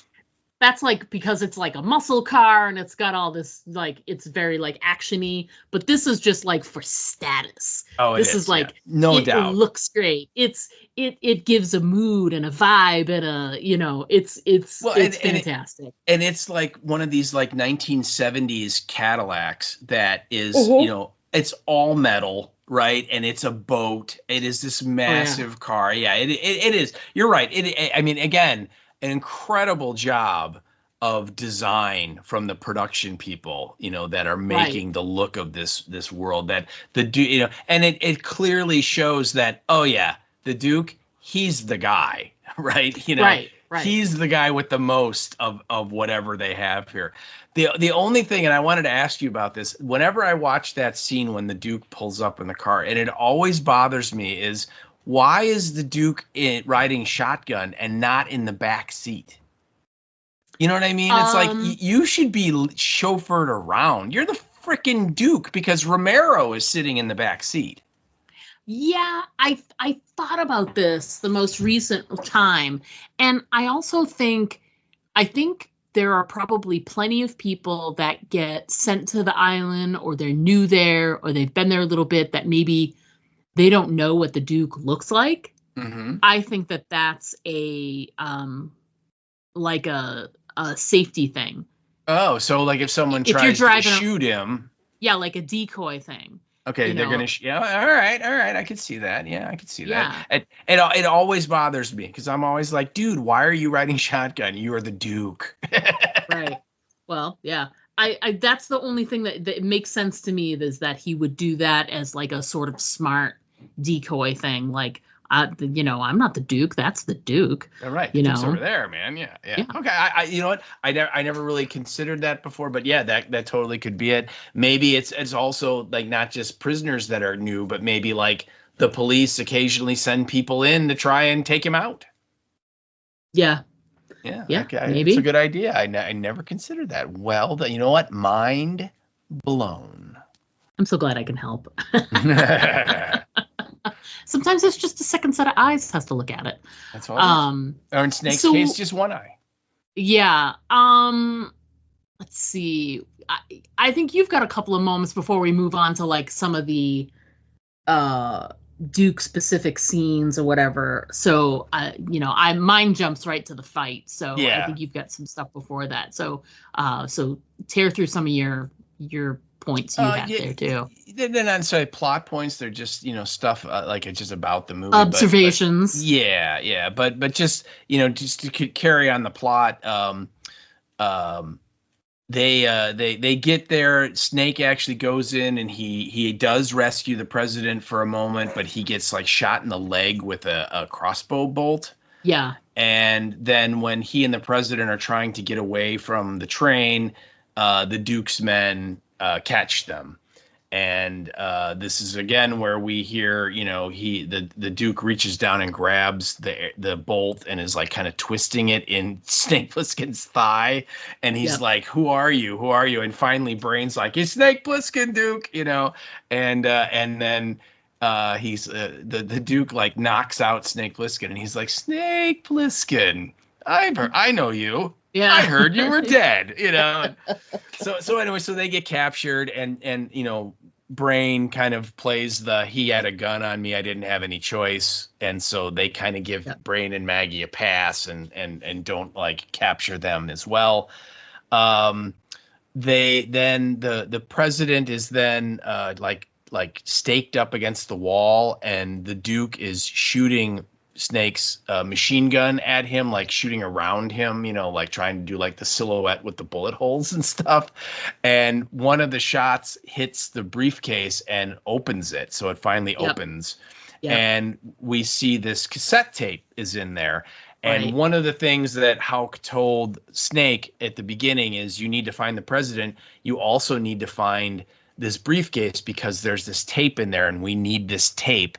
And this is kind of a MacGuffin in that it like has some kind of scientific gobbledygook on it about like fusion or, pollution free energy. It's never really explained what it is. It's pretty vague. Yeah, it's some kind of super sciencey thing that the president was going to give to the Soviets and the Chinese to like end the war, right? It's like, look, we don't have to fight. We can all have free, cheap energy, pollution for free. It's whatever. So this is like something Snake needs, we find out. And now the tape is out.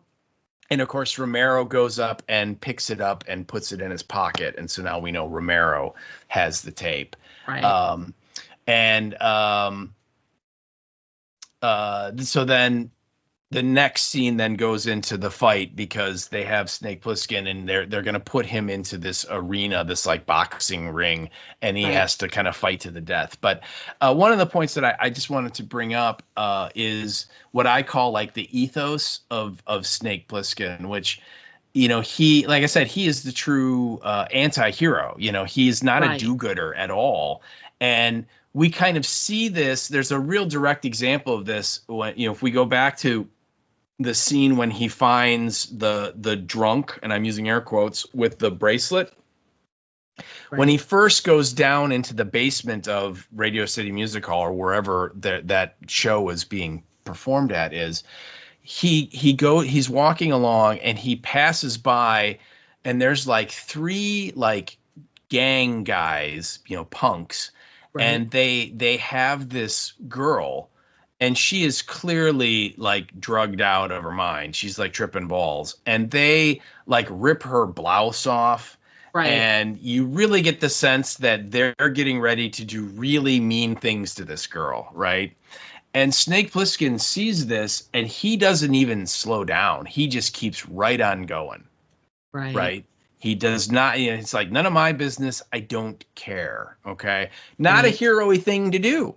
Right. Not a hero-y thing to do at all. Right. Yeah. And then when he meets Brain or is reunited with Brain, like we said, he is like really close to just shooting him. Right. Yes. I mean, it's like taking everything he has to not shoot him. And why is that? It's because Brain like double crossed him. And that is the most egregious thing you can do to Snake Plissken. If you lie to him, if you're dishonest with him, that's not acceptable.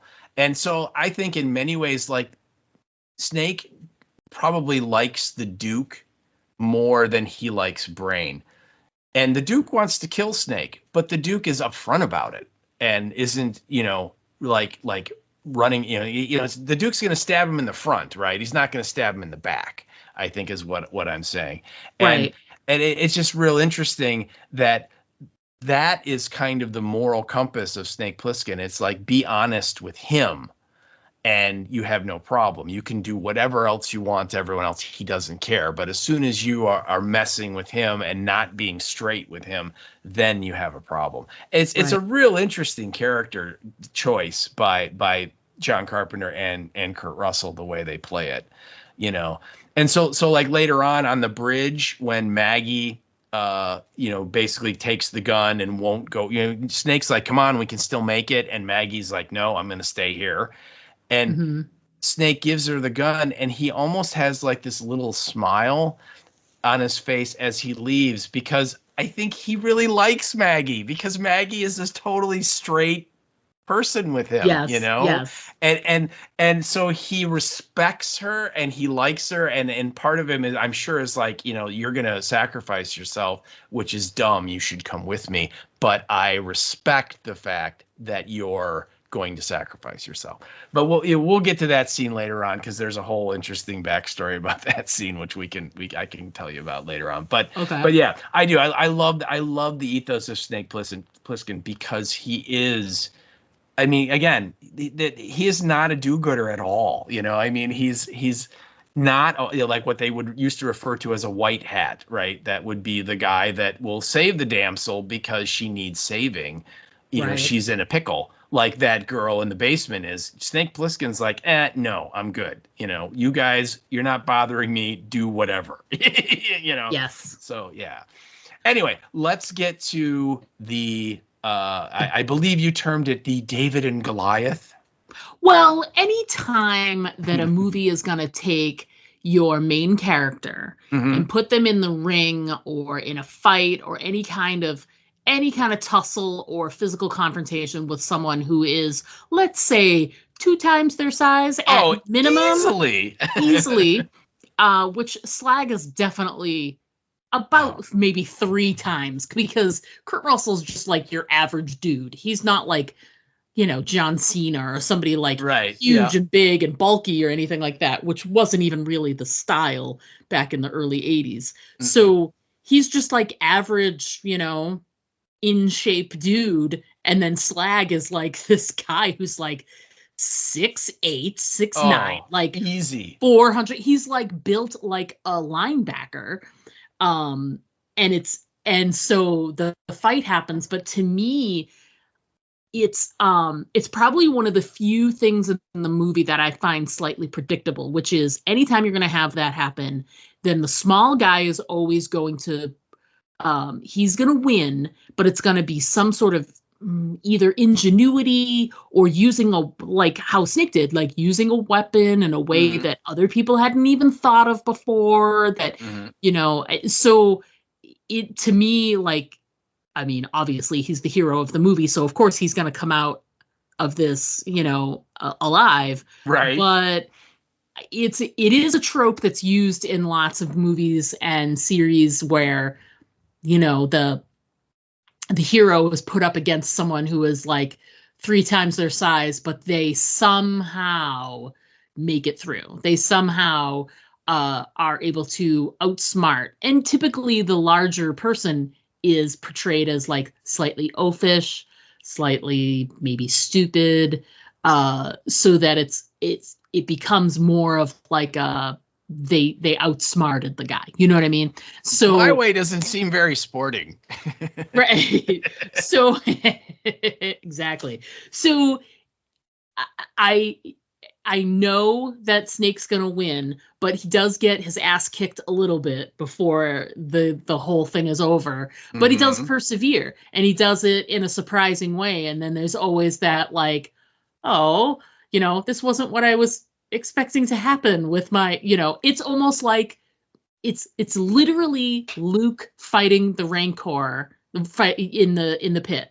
You know what I mean? Because he outsmarts, and it's this big, huge monster, but he's smarter than the monster, and he crushes it with the door. So it's like the look on everyone's face when they're like, like the small guy won. It's a very similar reaction, and it's not uncommon in like an action themed movie for something like that to happen. So to me, that's like one of the few things that like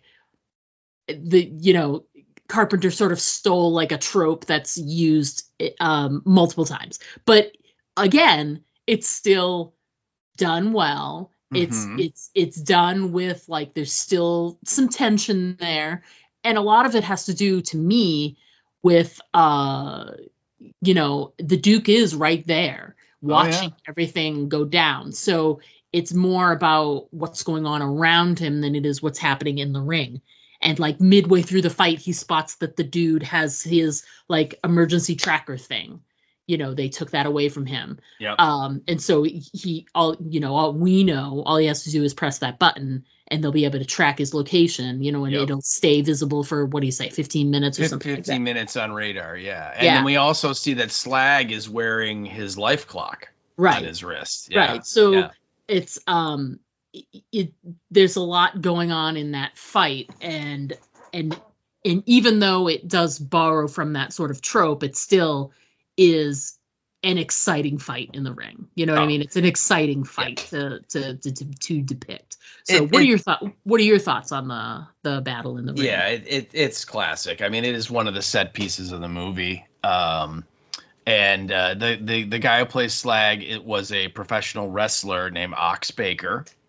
And hard to believe. Yeah, right. You know, and yeah, he is a mountain of a man. I mean, like you said, he's like at least 6'8", 6'9", if not taller, and he's got to be like what, 350. I mean, he is just massive.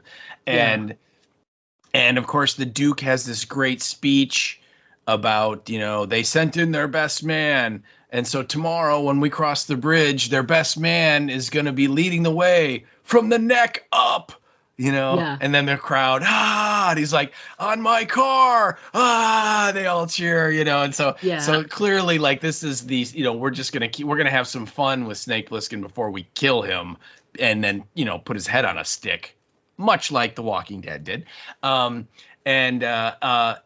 The fight itself, I mean, you know, first of all, the first round, they have baseball bats, right? and they're fighting with those, and you know, it's you know, like you said, Snake is not, he's kind of like surviving, but he's certainly getting beaten up by this dude because he's huge. And you're right, he is oafish because he's just, I'm sure his whole fighting career, he just relied on brute strength and force to win, you know? Yes. And so, you know, Snake is trying to be elusive and avoid him, but he's still getting hit. And so when that round ends, and this is one of my favorite moments of the entire movie, is first of all, Snake is like leaning against the ropes and he's sweating and panting. He's out of breath, and you can see he's got like bruises already on his body where he got hit with this baseball bat, you know. And then they hand him a garbage can lid, a metal garbage can lid that is got the things on to make it a shield. And then they hand him another baseball bat, and this one has these like giant spikes in the end of it, right? Right. And I cannot tell you, as a child or a teenager, I should say, how many times my friends and I would go into the backyard and get the metal garbage can lids and the baseball bats and have like fake Snake Plissken fights. My God. And the fact that nobody got seriously injured or killed is still a huge surprise to me. But you know, you're kids, you do dumb stuff. But and also I would point out that there's a little show called The Walking Dead. You might be familiar with it. And I've heard of it. And there's a little character on The Walking Dead whose name is Negan. Yeah, that kind of rings a bell. Kind of rings a bell, sure.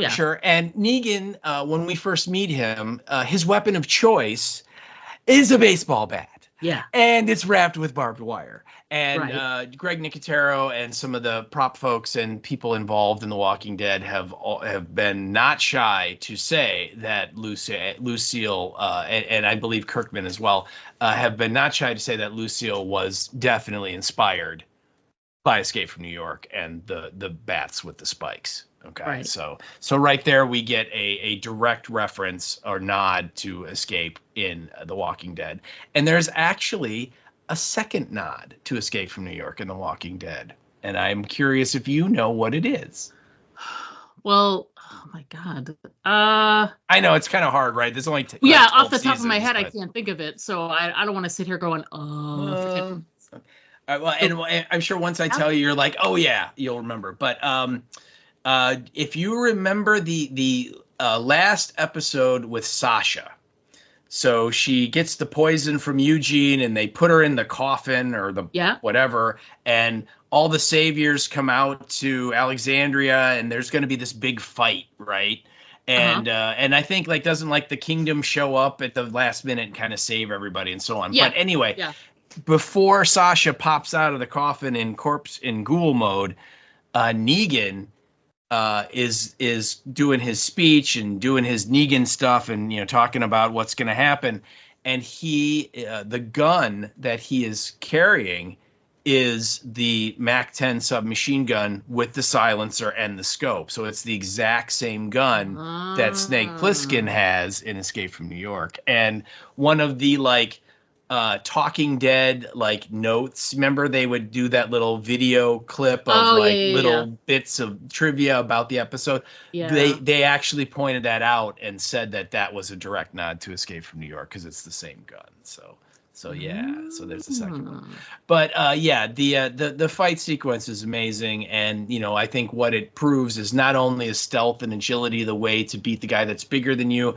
Clearly, the best way is to hit a baseball bat with spikes right into his groin, and then follow that with one right in the back of the neck, and pretty much that'll solve all the problems. You know, I mean, it's good practice to follow. I agree.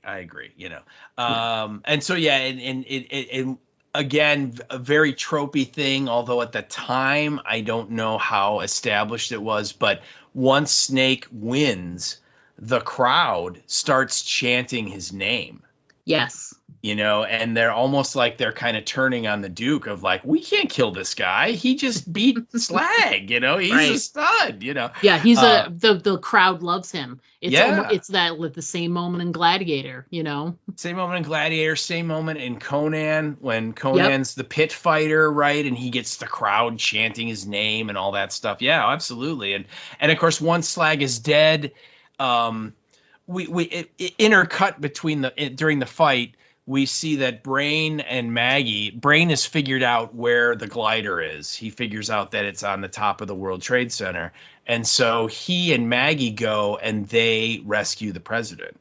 Right. And they kill Romero, right? He stabs Romero right in the gut. And Maggie has Snake's revolver, and she shoots the other couple of guys that are in the room guarding the president. So they spirit the president away. And again, they're not coming for Snake. They're just going to go get in the glider and take off and go back and say, hey, we brought the president back. Can we have the pardon? You know? Right. And so they do that. And then we cut back to the fight and Snake wins. And then immediately Snake gets his life clock back and it's down to 90 minutes or something. It's very close to the end, right? He's running out of time. And then he knows that the guy who is rings the bell to start the rounds of the fight. So he's outside of the ring, but right there, he's got that little tracker thing on his wrist, which has like you said, it's got the little button you push that then the police will be able to track him on radar. And so Snake goes and looks like he's trying to get out of the ring.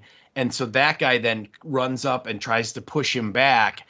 And of course, Snake then grabs his arm and pushes the button, which then lets the police know that he's still alive. And I think the cops were just getting ready to storm the island with all their troops. Yeah. And when that alarm goes off or they detect the tracker, they then cancel that attack and they're like, we'll give him a little more time and see if he can get out. So now we're kind of set up for the conclusion. And so then literally a guy comes in and tells the Duke that the president's gone, and then Duke gets up and leaves, and then that guy yells to the crowd, and he's like, "The president's gone, and Brain took him," and then everyone's like, "Oh my God!" They're panicking and running all over, and they totally ignore Snake Plissken, and so he just basically, grabs his shirt and goes. Well, because he knows what they did. He knows where they are. He's not stupid. Yeah. And he's he figured out where the glider is.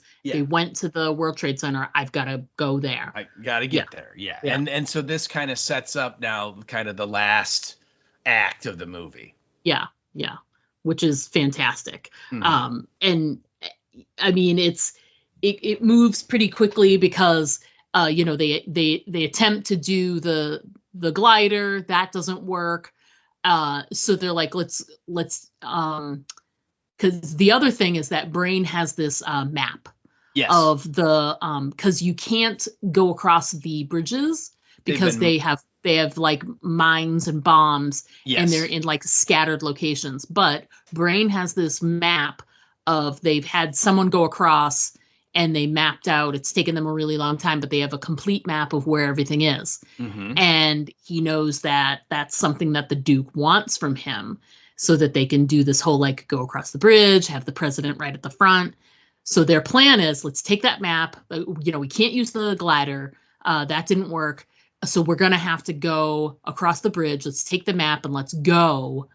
Then they have this, they run into the Duke in the lobby of the building, and he tries to take it, and it all ends up in this like shootout, all this action and whatever. So they finally get away.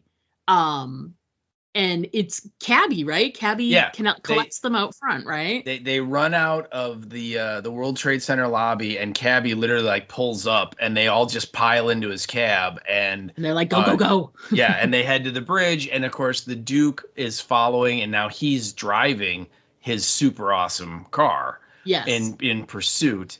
And they make it to the bridge, and they start going across it. And of course, Brain is like saying, stay to the left, now turn to the right. Now, at one point he says, jog right, and Snake is not. The other thing is that we find out that Cabby traded his hat to Romero for the cassette tape. Yep.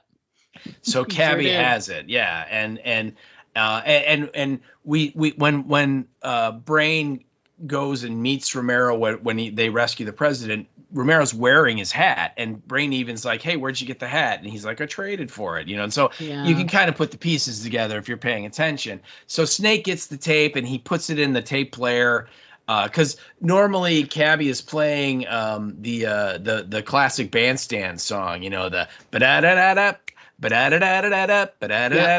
That song. That's kind of like Cabby's like the driving music, and so he pops that tape out and he puts this other tape in, and you hear this very dry, scientific, like educational voice talking about tritium and iodine, and again, it's science gobbly. It doesn't matter. It's whatever it is. It's some amazing discovery, right?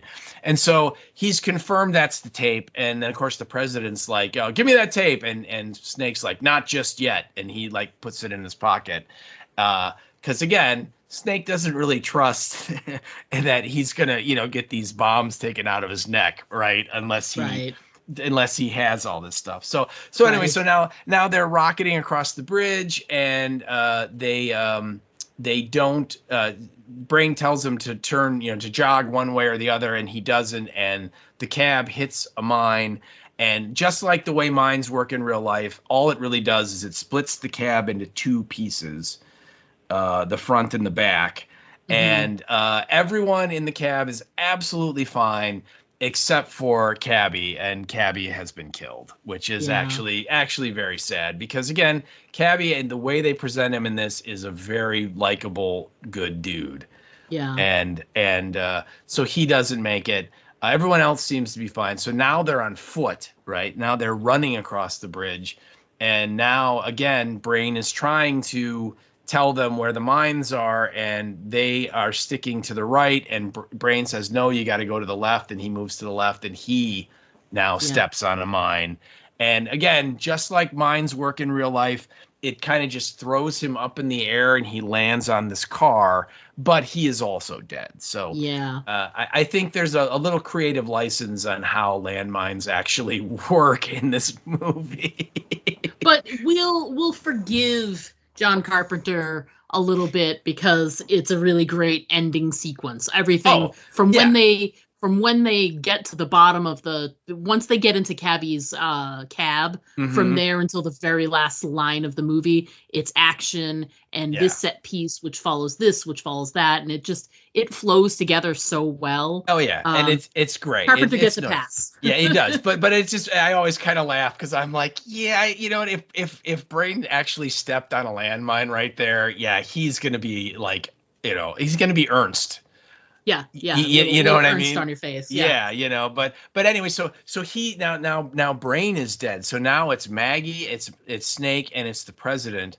And Maggie, I mean, she like, she like loses it. I mean, she's like staring at Brain, and she's like, Brain, come on, let's go, you know, and of course Snake can see that the Duke is like driving, you know, down the bridge, closing on them, and so he's like, come on, Maggie, we can still make it, let's go. And this is the scene I was just talking about a little while ago, and Maggie just turns and looks at him, and she holds her hand out, because the only weapon that they have left at this point is Snake's revolver. Right. And she's like holding her hand out, like, give me the gun, you know? And like I said, Snake is just like, oh, come on, you know, we can make it. You should make it. All right. I like you, you know, but he respects her and he gives her the gun. And then again, he has this kind of like little wry smile on his face, like, you know, good luck, you know? And then like at this point he's got like 90 seconds left, and I'm sorry, like the movie has like 20 minutes before he gets out, so it's the timing doesn't really work, but he leaves, and so then Maggie turns and like empties the revolver as the car is approaching, and I gotta ask you, don't you think she starts shooting at him when he's way too far away?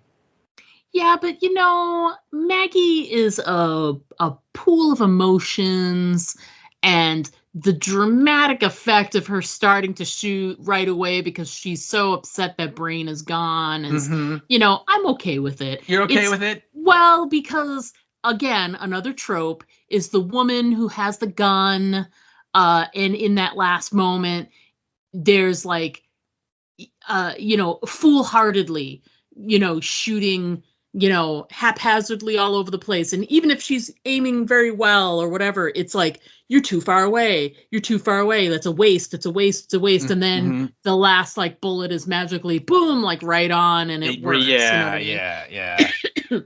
And, you know, and there's some elements of that are in there, but you know what? I was okay with it. You were okay really with it? was. Okay. Yeah. Okay, yeah. Well, so she does. She empties the gun and she like hits the car a little bit, but doesn't hit the Duke, doesn't damage the car, and the Duke just like plows into her and into the car that she's standing in front of, right? And you get this great shot there because the Duke then gets out of his car because his car is now totaled, and we get this shot of Maggie, and she's like lying underneath the car, and she's, you know, I mean, she's just a mess of blood and the big pool of blood under her, dead as a doornail, right? It's a great shot, you know. But I should point out that one of the interesting things about this movie is that they finished principal photography, and they were John Carpenter was editing the movie, and he realized he didn't have that shot of dead Maggie. Okay. He just had the shot of the car like hitting the dummy or whatever they have set up from behind, right? And so you see her get hit, but there's no resolution. We don't, you know, you have to assume she's dead, but we don't know. They don't show it. And so what he did is, at that point, he was married to Adrienne Barbeau, and so he went home, and they had her costume. So they had her get in costume, and they went into his garage, and he had her get under his car in the pose that he wanted, and they poured all this fake blood all over her. And then he filmed, you know, like 20 seconds of film to get that shot. So that insert shot of Adrienne Barbeau dead was actually filmed like weeks after all the other shots on the bridge were filmed. Of course it was. You know, so yeah, but again, it's totally seamless, and it's John Carpenter's garage too. That's the other thing. It's not like they went to a set or anything, you know. So, but anyway, movie magic, people, movie magic. Gotta love it. Gotta love it. Yeah. There's this great moment where the Duke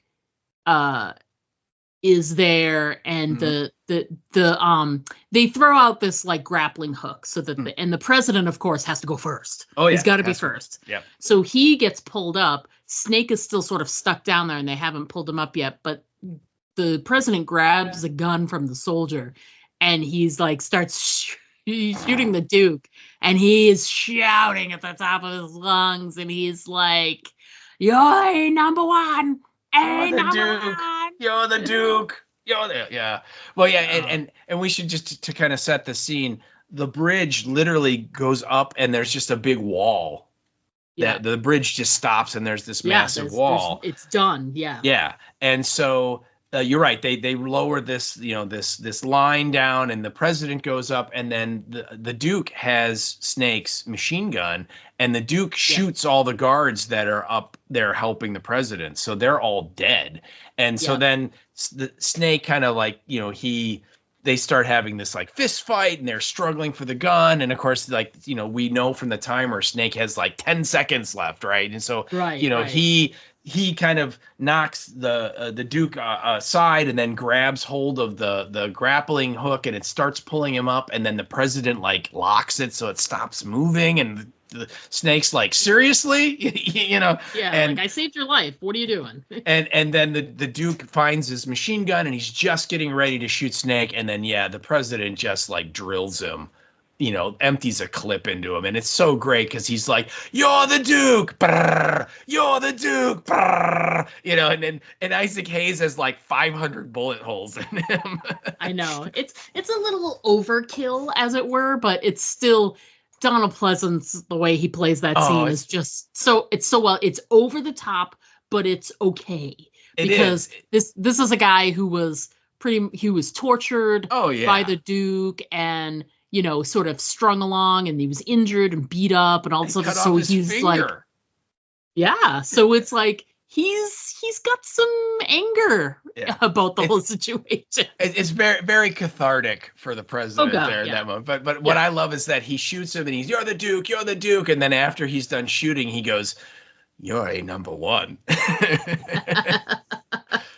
So anyway, so then he unlocks the grapple, and it pulls Snake up, and he gets down on the other side, and of course the guy Cronenberg is there, and he's got like the X-ray machine to neutralize the explosives. And right when he's gonna do it, the Houck shows up, and he's like, tape first.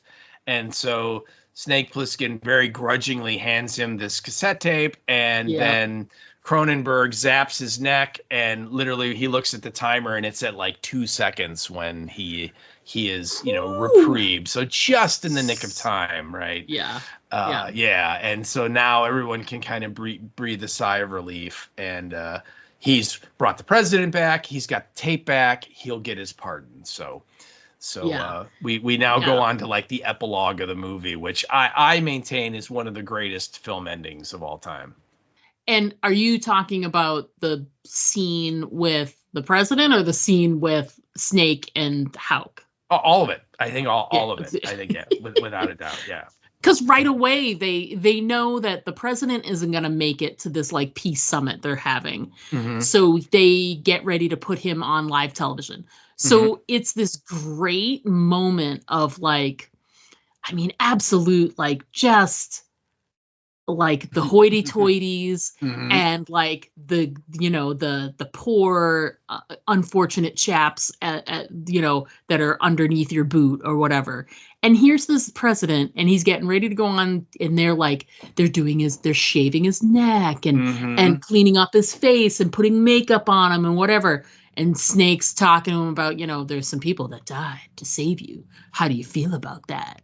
And he's like, I'm very grateful for all the people who do. He's very like not. Oh, you can tell he's not moved by. He's spent paying more attention looking in the mirror at the makeup they're applying on his bruises. Yeah. He totally doesn't care at all. And that's what Snake's like, we did get you out, but a lot of people died in the attempt, and I just want to know how you feel about it. And he's like, well, I want to thank them for their sacrifice, but it's so hollow and so not genuine at all. And you can tell Snake like literally like flicks his cigarette at the president. He's so disgusted with him. Oh yeah. and he just turns and walks away, it's a really interesting shot, because clearly the president is trying to focus on this message he's going to give to the summit. And you really get the sense that he's not at all concerned about anyone who died to get him out, because he's the president. They should have died to get him out, and it's almost like you're thinking to yourself, nope, that was the wrong answer, Mr. President. Yep. Sorry. Wrong. Wrong choice. Yeah. Yeah. Yeah. So go ahead. No. Keep going. No. I want you to set us up for the end of the movie. Oh, okay. So he's disgusted by the whole thing and walks away, and he has this moment with Hauk where Hauk's like, you did good, Snake. We could work together. We could do. He's making like the sale, the pitch. I got another deal for you.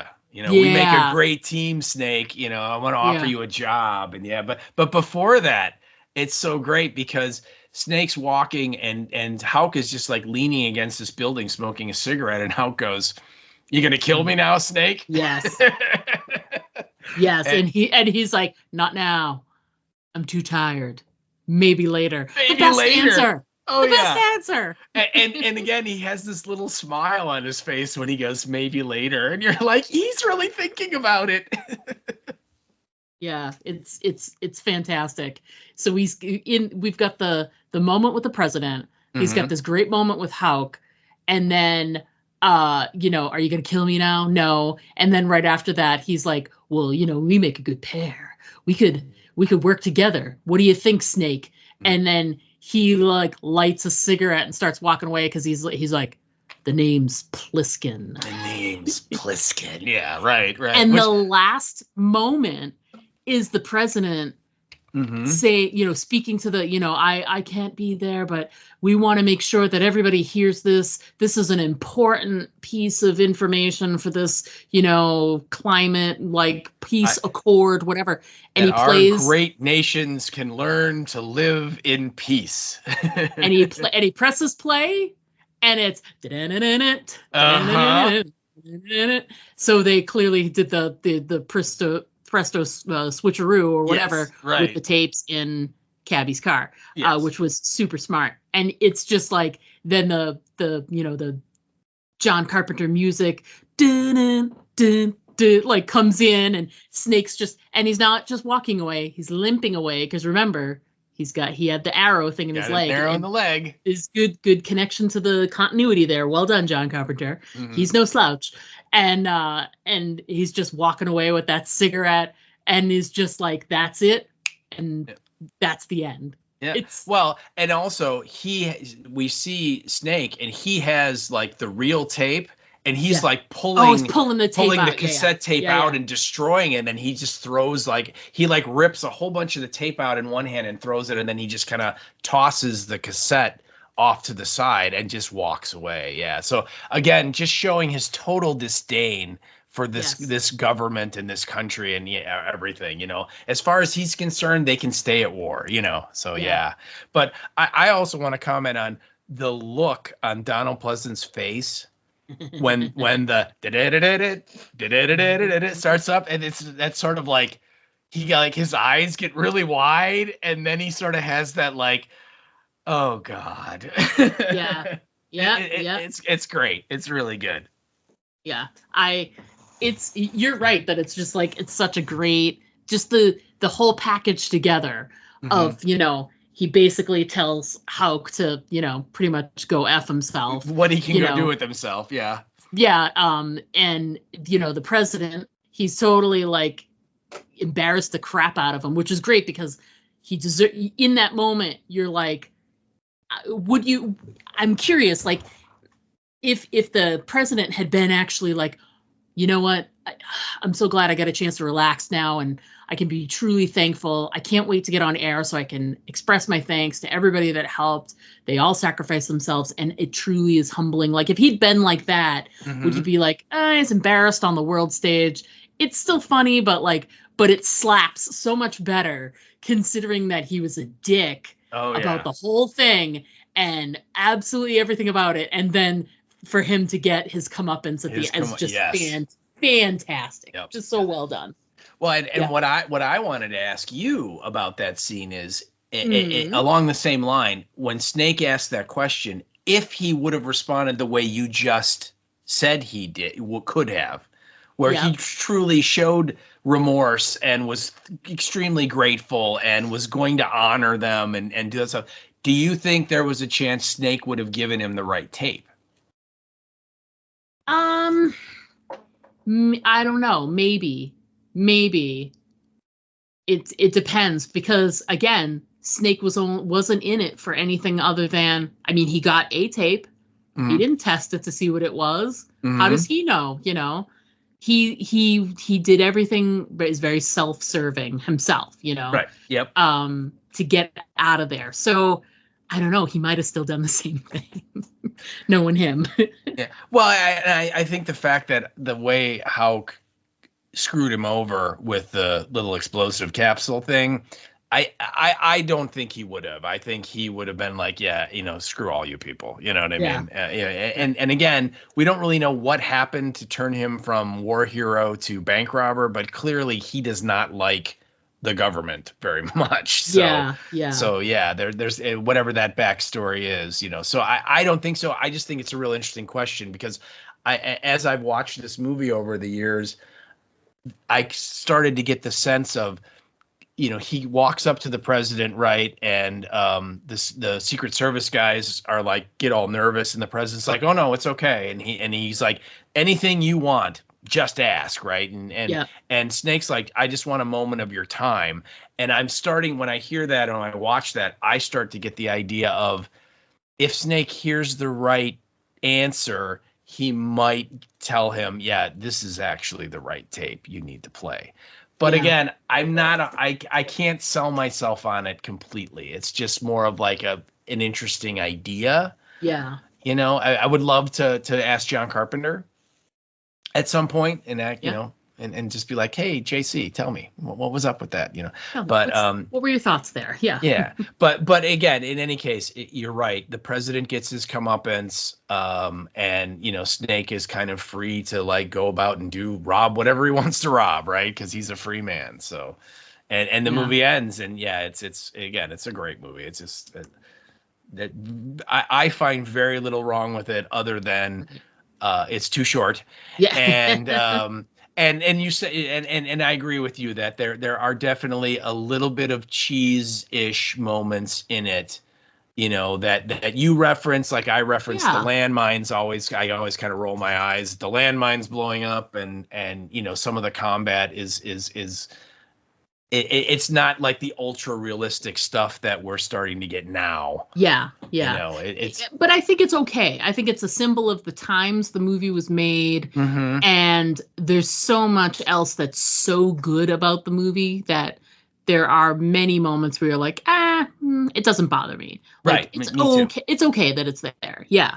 It doesn't ruin the movie by any stretch. It just adds to its, you know, charm and mystique.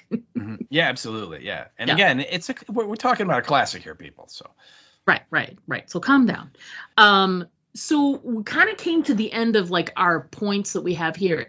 Are there any like sort of final thoughts you have about the movie itself? I mean, we really sort of talked about everything, but anything we didn't cover that you want to make sure we cover, or any sort of parting thoughts on the movie itself you want to share?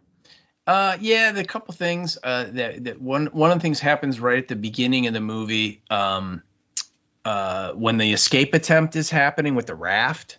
Yeah. Right. Like literally the first shot of the movie, this like Jeep pulls up and it's at the base of the wall, and you hear on the radio there's an escape attempt, and then the camera literally moves upward. It's like cranes up, and we go up the wall, and they go past this big sign that says, you know, New York, you know, maximum security prison, Manhattan Island.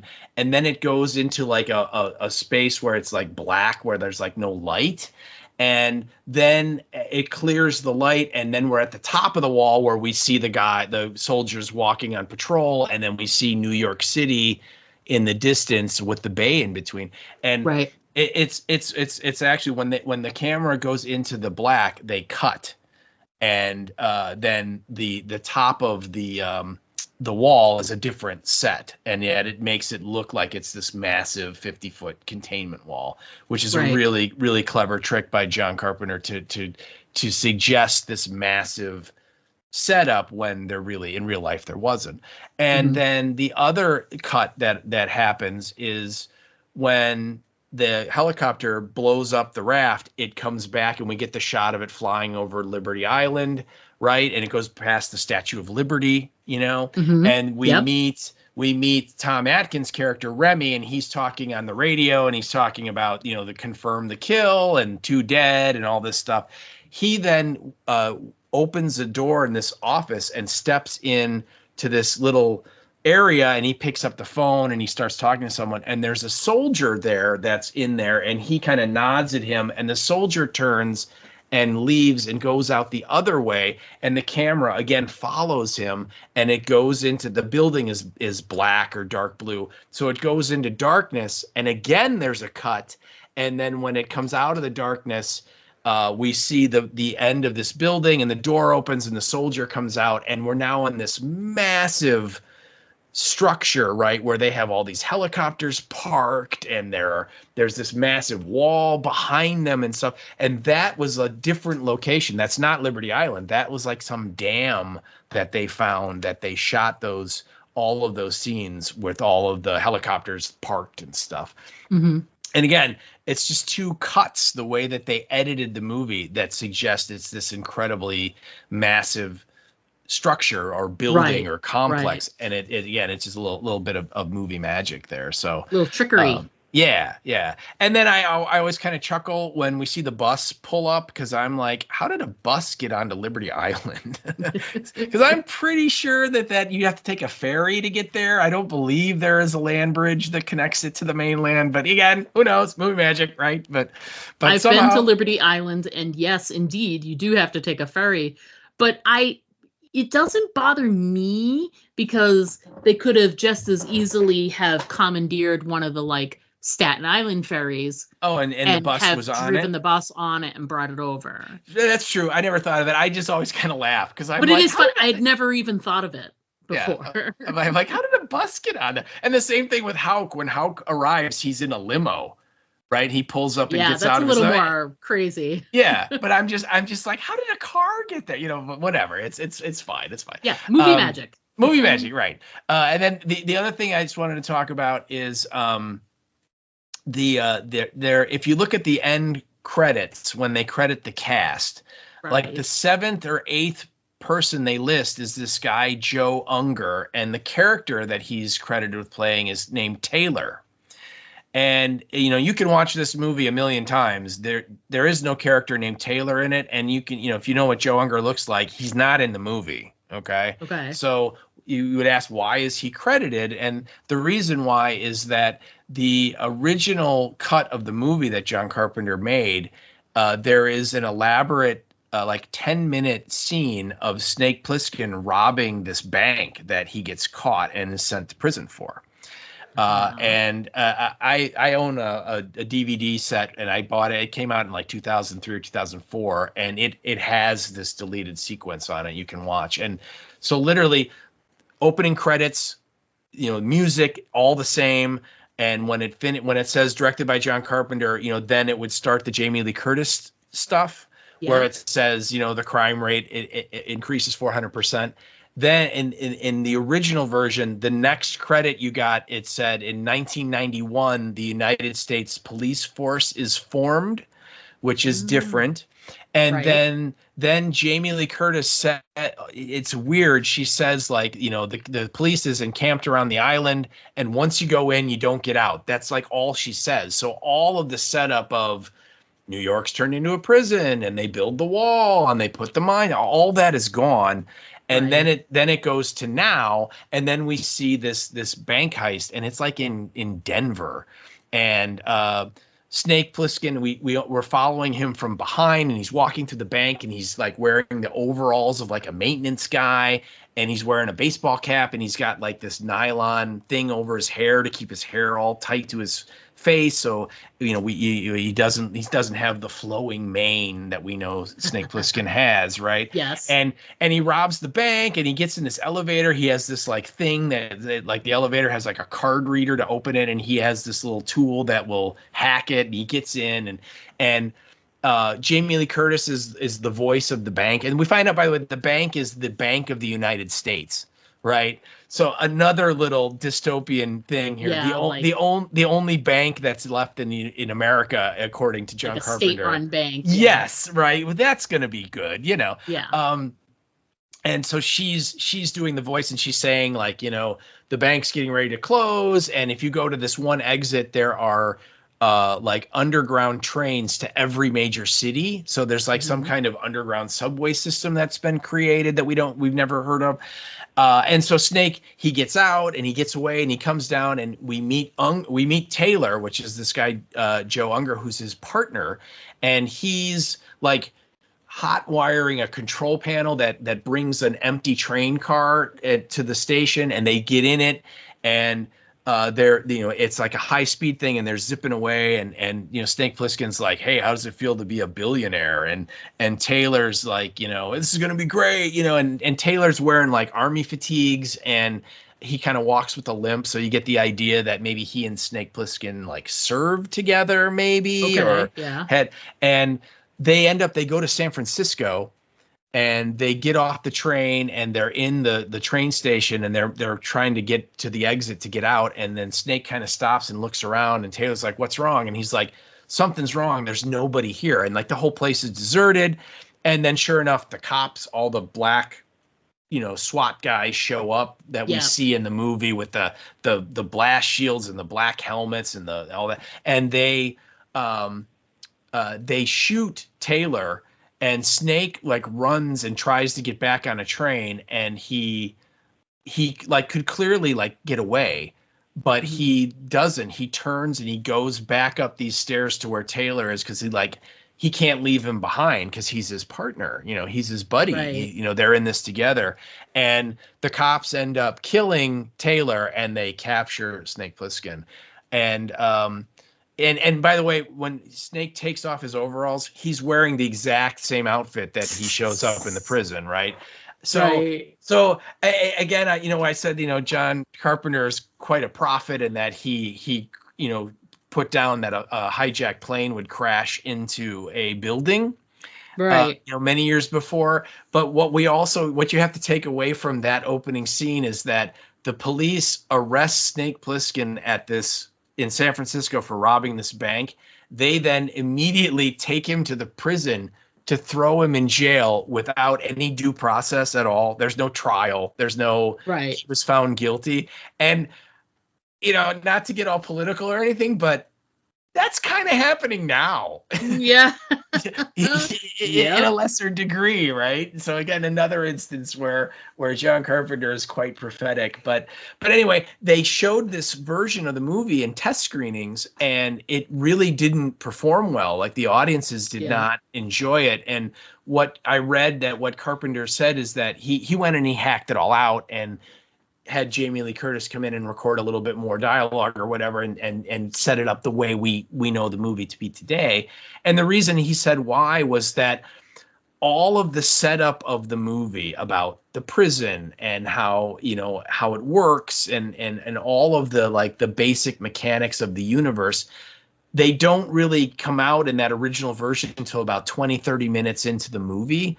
And he said by that point, the audience was so confused that they kind of gave up on it. And so they never really got it. And so he said the lesson he learned is that if you're doing something like this with creating a world with its own unique set of rules, you have to establish them right away so that the audience is like, okay, I know what you're trying to do. Now I can enjoy the story. And so anyway, there is this long sequence. Like I said, it's about 10-12 minutes of Snake Plissken robbing this bank where he gets caught and ultimately sent to the prison, that you can see. It's out there. I'm sure it's on YouTube and stuff as well.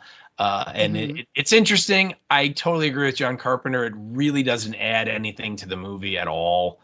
That would be, you know what I mean? Because you had never heard about it and it didn't bother you that it wasn't in there. You know what I mean? It's like, oh, wouldn't it be great? And so I think it was a wise choice. It's just kind of an interesting little footnote about the movie that it existed, and that he did it and he edited it and he finished it, and then he basically hacked it out. So yeah. Well, that's interesting. Little tidbits there. Yeah, and the movie had 2 Oscar winners in it, right? You had Ernest Borgnine and Isaac Hayes. So there you go. Yes. Interesting. Yeah. Also, the cast with the exception of Ernest Borgnine and Isaac Hayes and Harry Dean Stanton, it's all John Carpenter players. It's all people that have worked with John Carpenter multiple times. I mean, this is Kurt Russell's second time with him. This is Adrienne Barbeau's second time working with him. It's Tom Atkins' second time working with him. Frank Doubleday, the guy who plays Romero, it's his second time working with him. Yeah. John Strobel, who plays Cronenberg, it's his second time working with him. Buck Flowers, who was the drunk, it's his second time working with him.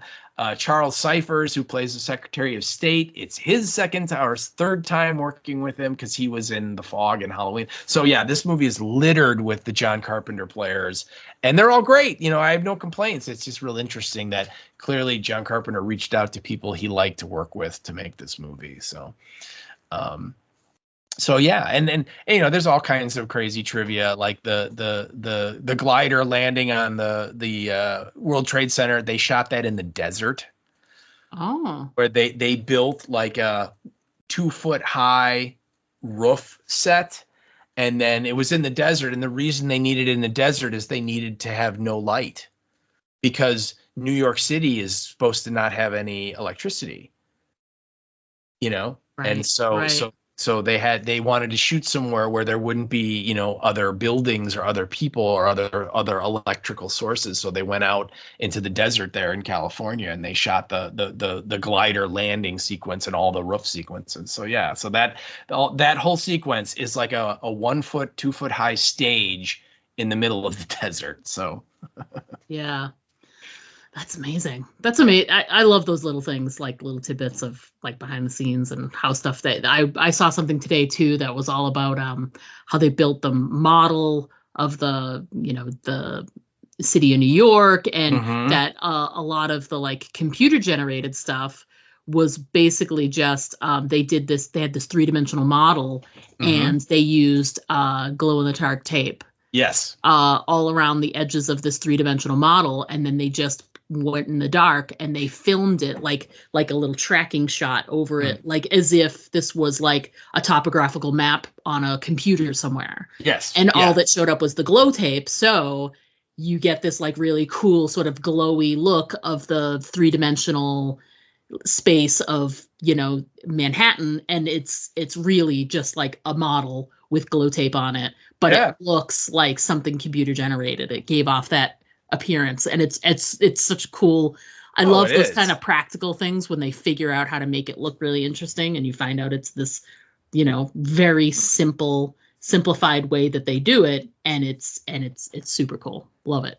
Yeah, they looked into having like the wire graphic created, and it was just like too expensive back then. Like, you know, they couldn't afford it. So and I agree with you. I love it when they like, well, let's figure out a way to do it, you know, and yeah, that's really cool. And then I believe the miniature, the city miniature that they built for that city, for that sequence, they ultimately ended up in Blade Runner.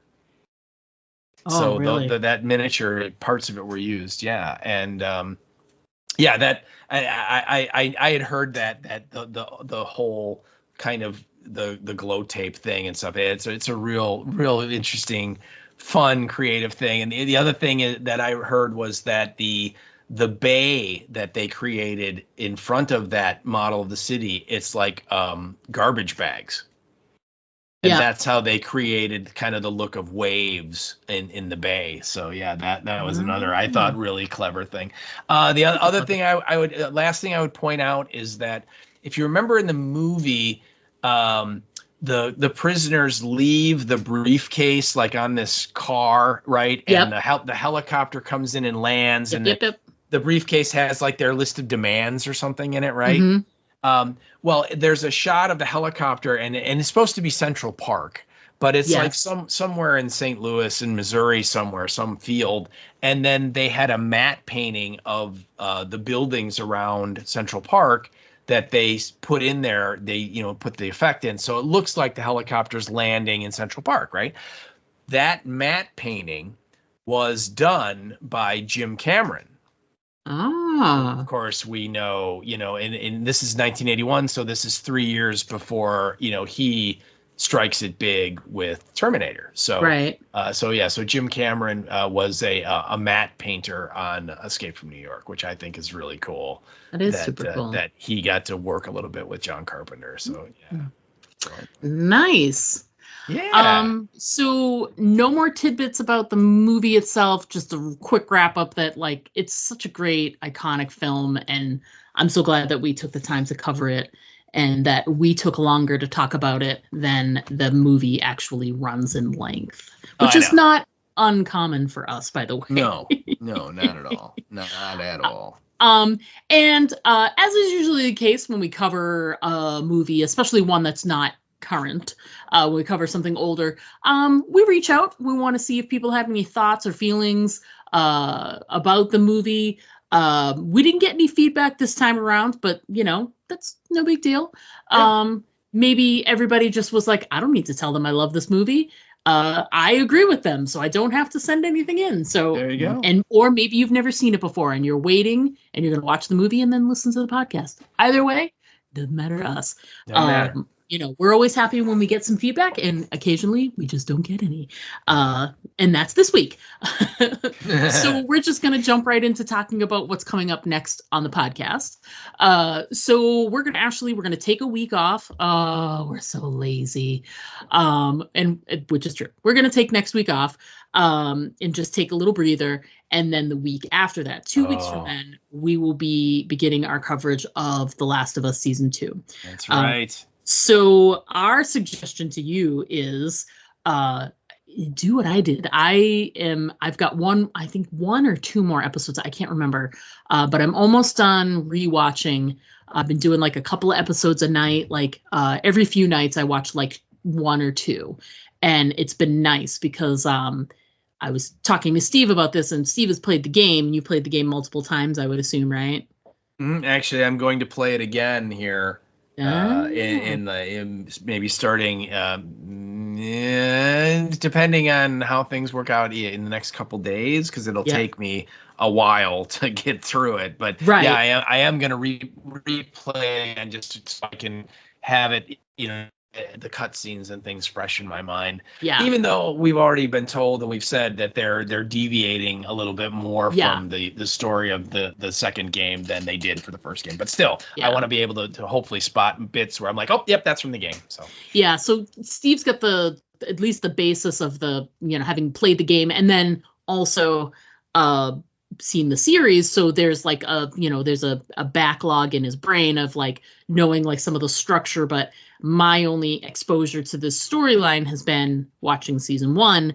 And it's been 2 years since that happened. And we've talked about it a bunch of times. I'm like, I need to do a rewatch. Well, I finally, listened to myself and started the rewatch. So can't recommend it enough to sort of refresh your brain on the order of things happening, the devastation of some of the things that happen.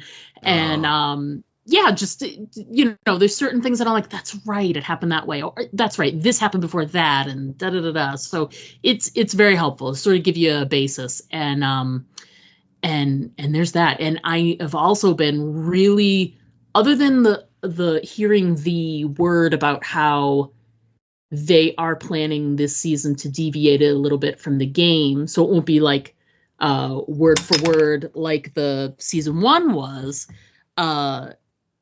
Other than that, I haven't really watched any promos or previews or anything like that. And like when it's on, I'm really trying to look away because I just don't want to be spoiled in any way. And I don't want to see something and get a feeling or a thought or whatever. And just I've been ignoring it all too. So I'm right there with you. And my plan, by the way, I'm just going to rewatch the last episode from season 1. Just to kind of get the show's version of these characters back in the front of my brain. So yeah, that's my plan, and I'll probably do that, next, like right before the first episode drops, kind of a thing. So so good. If I do it right, I might actually, if I finish sooner rather than later, I might go back to 1 again and go and try and blaze through it one more time. Maybe jot some notes down to talk about. Okay. We'll see. We'll see. I don't know, man. There are so many hard moments in that show. I don't know if I could like watch it and then watch it again. I know. But I have to put on the Cold and Dead Inside filter and then just plow through. Okay. Yeah. So we'll see if I can. But I at least get the one in. So that's coming up in 2 weeks. And also just a little programming note, because of how it releases on HBO and on the app Max, it's usually right around the time it releases on the app right when it on network. Yeah. So we're going to give ourselves an extra day. So we'll record on Tuesdays while we're covering Last of Us. So we have time to watch it and then try and do a second watch as well, because that's how we like to do it. Once as a fan, once as a podcaster. Right. So there's that. So just, we'll let you know when we reach out for feedback. You'll be aware. So we've got C2E2 coming up in 2 weeks, which we're excited for. But this past weekend, we attended Days of the Dead, which was a lot of fun. It was. Yeah. I have to say, it was great and it was bad in the same breath, because it was great because there weren't a lot of people there, but it was bad because there weren't a lot of people there, But yeah, we saw 3 really great panels. We got to listen to Ty West talk, and he was very interesting and a fun guy. I loved that conversation. Yeah, very, very fun. Ty West, of course, the director of X and Pearl and Maxine and a whole bunch of other films as well.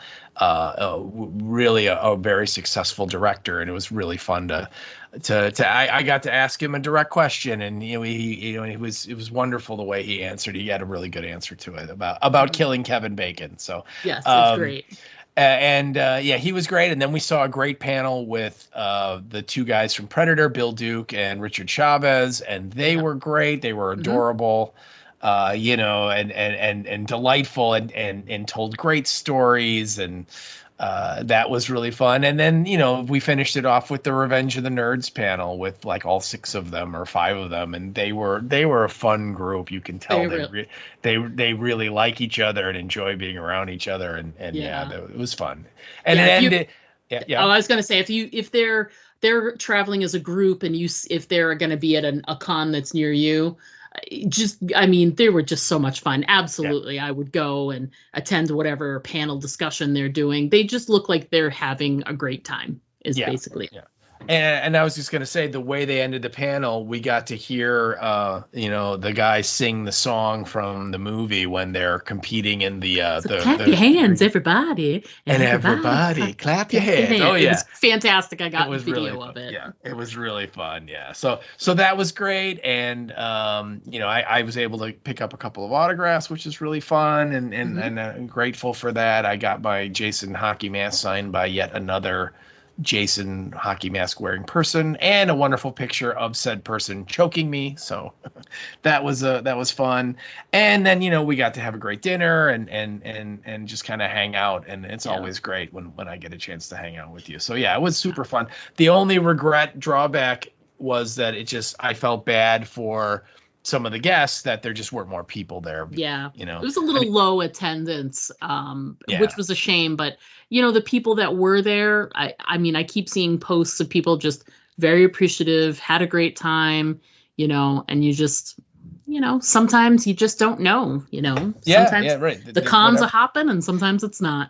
Yeah, the last Days of the Dead we went to in November was the exact opposite, in that they sold out of Saturday passes and weekend passes and Friday passes. And, so that one was jam packed with people. Right. I assume, I know I was, and I would imagine you were kind of expecting a similar thing here, that, oh my God, this is going to be crazy. This is the first show of the year. And it was wonderful. I got 3 autographs, and I got all of them in, like, what would you say, like 30 minutes maybe? Yeah, he was done by the time I got there. Yeah, pretty much. Yeah. You know, it was unbelievable. I mean, it was just like, hey, I need that guy. Well, there's no one there. Let's go get it. And I need that guy. Well, there's nobody there. Let's go get it. I mean, it was wonderful for me that I didn't have to wait, and wonderful for me that since there wasn't huge amounts of people, you could spend a few minutes with the guests and talk to them and, you know, have a little bit of a conversation. That's always great. You know, sometimes if there's a million people, it's you get your thing signed and then you move on, you know, and that's exactly. it. And so this wasn't the case. But anyway, it was a great experience. And, you know, Days of the Dead Indy is the next Days of the Dead show around here. And it looks like it's going to be, I mean, they have just an unbelievable lineup. So that I'm seriously considering driving the 3.5 hours down there to go and meet some of these folks. So we'll have to see. It's not till like June, so we'll see. Oh, yeah. So when we are back talking about Last of Us, we'll be talking about the time we had at C2E2. So hopefully if you're local or within driving distance, C2E2 is always a good you know, flag, you know, tentpole event for the for the season for conventions, and there's such great attendance that just the floor alone, the amount of vendors and the amount of artists. I mean, there's just nothing like it, you know. And when all the cosplayers, you know, it's probably got the highest cosplay content of anyone that we go to, really. Yeah, you know, maybe Fan Expo maybe gives it a run for the money, but I don't think so. And it's not just like straight cosplay. There's all the mashup cosplay. That's so amazing and creative. So and you know, like we've kind of said, this year there's a Starship Troopers cast reunion. There's a Lord of the Rings cast reunion with all the hobbits and Gollum and Gimli. There's a Breakfast Club reunion, you know, for people that are old like us. You know, that was a huge movie when we were young. And so, you know, to see all of those kids that are now old people there is going to be really interesting. So, yeah, it's an incredible guest lineup. It's going to, you know, C2E2 always has, you know, puts off a good show. So, and, you know, we found ourselves a nice little restaurant that we all enjoy. And so getting to go out to dinner at a really great place that serves great food is always a number one in my book. So, it's going to be a fun weekend. So we're looking forward to that. We're looking forward to Last of Us coming back up again. And all of that's going to happen in 2 weeks. And we'll start reaching out for feedback as soon as we can once that happens. But we look forward to coming back and chatting with you then. But until then, as always, I'm Diana. Call me Steve. And don't forget to always aim for the head. Because, boy, those body shots, they just don't work. To send us an email, write us at aimfortheheadpodcast@gmail.com. And our Twitter handle is @AFTHpodcast. Pictures and video are always welcome at our Instagram account, Aim for the Head Podcast, all one word. But the best way to keep in touch with us is to just like our Facebook page to get all of our updates in your feed.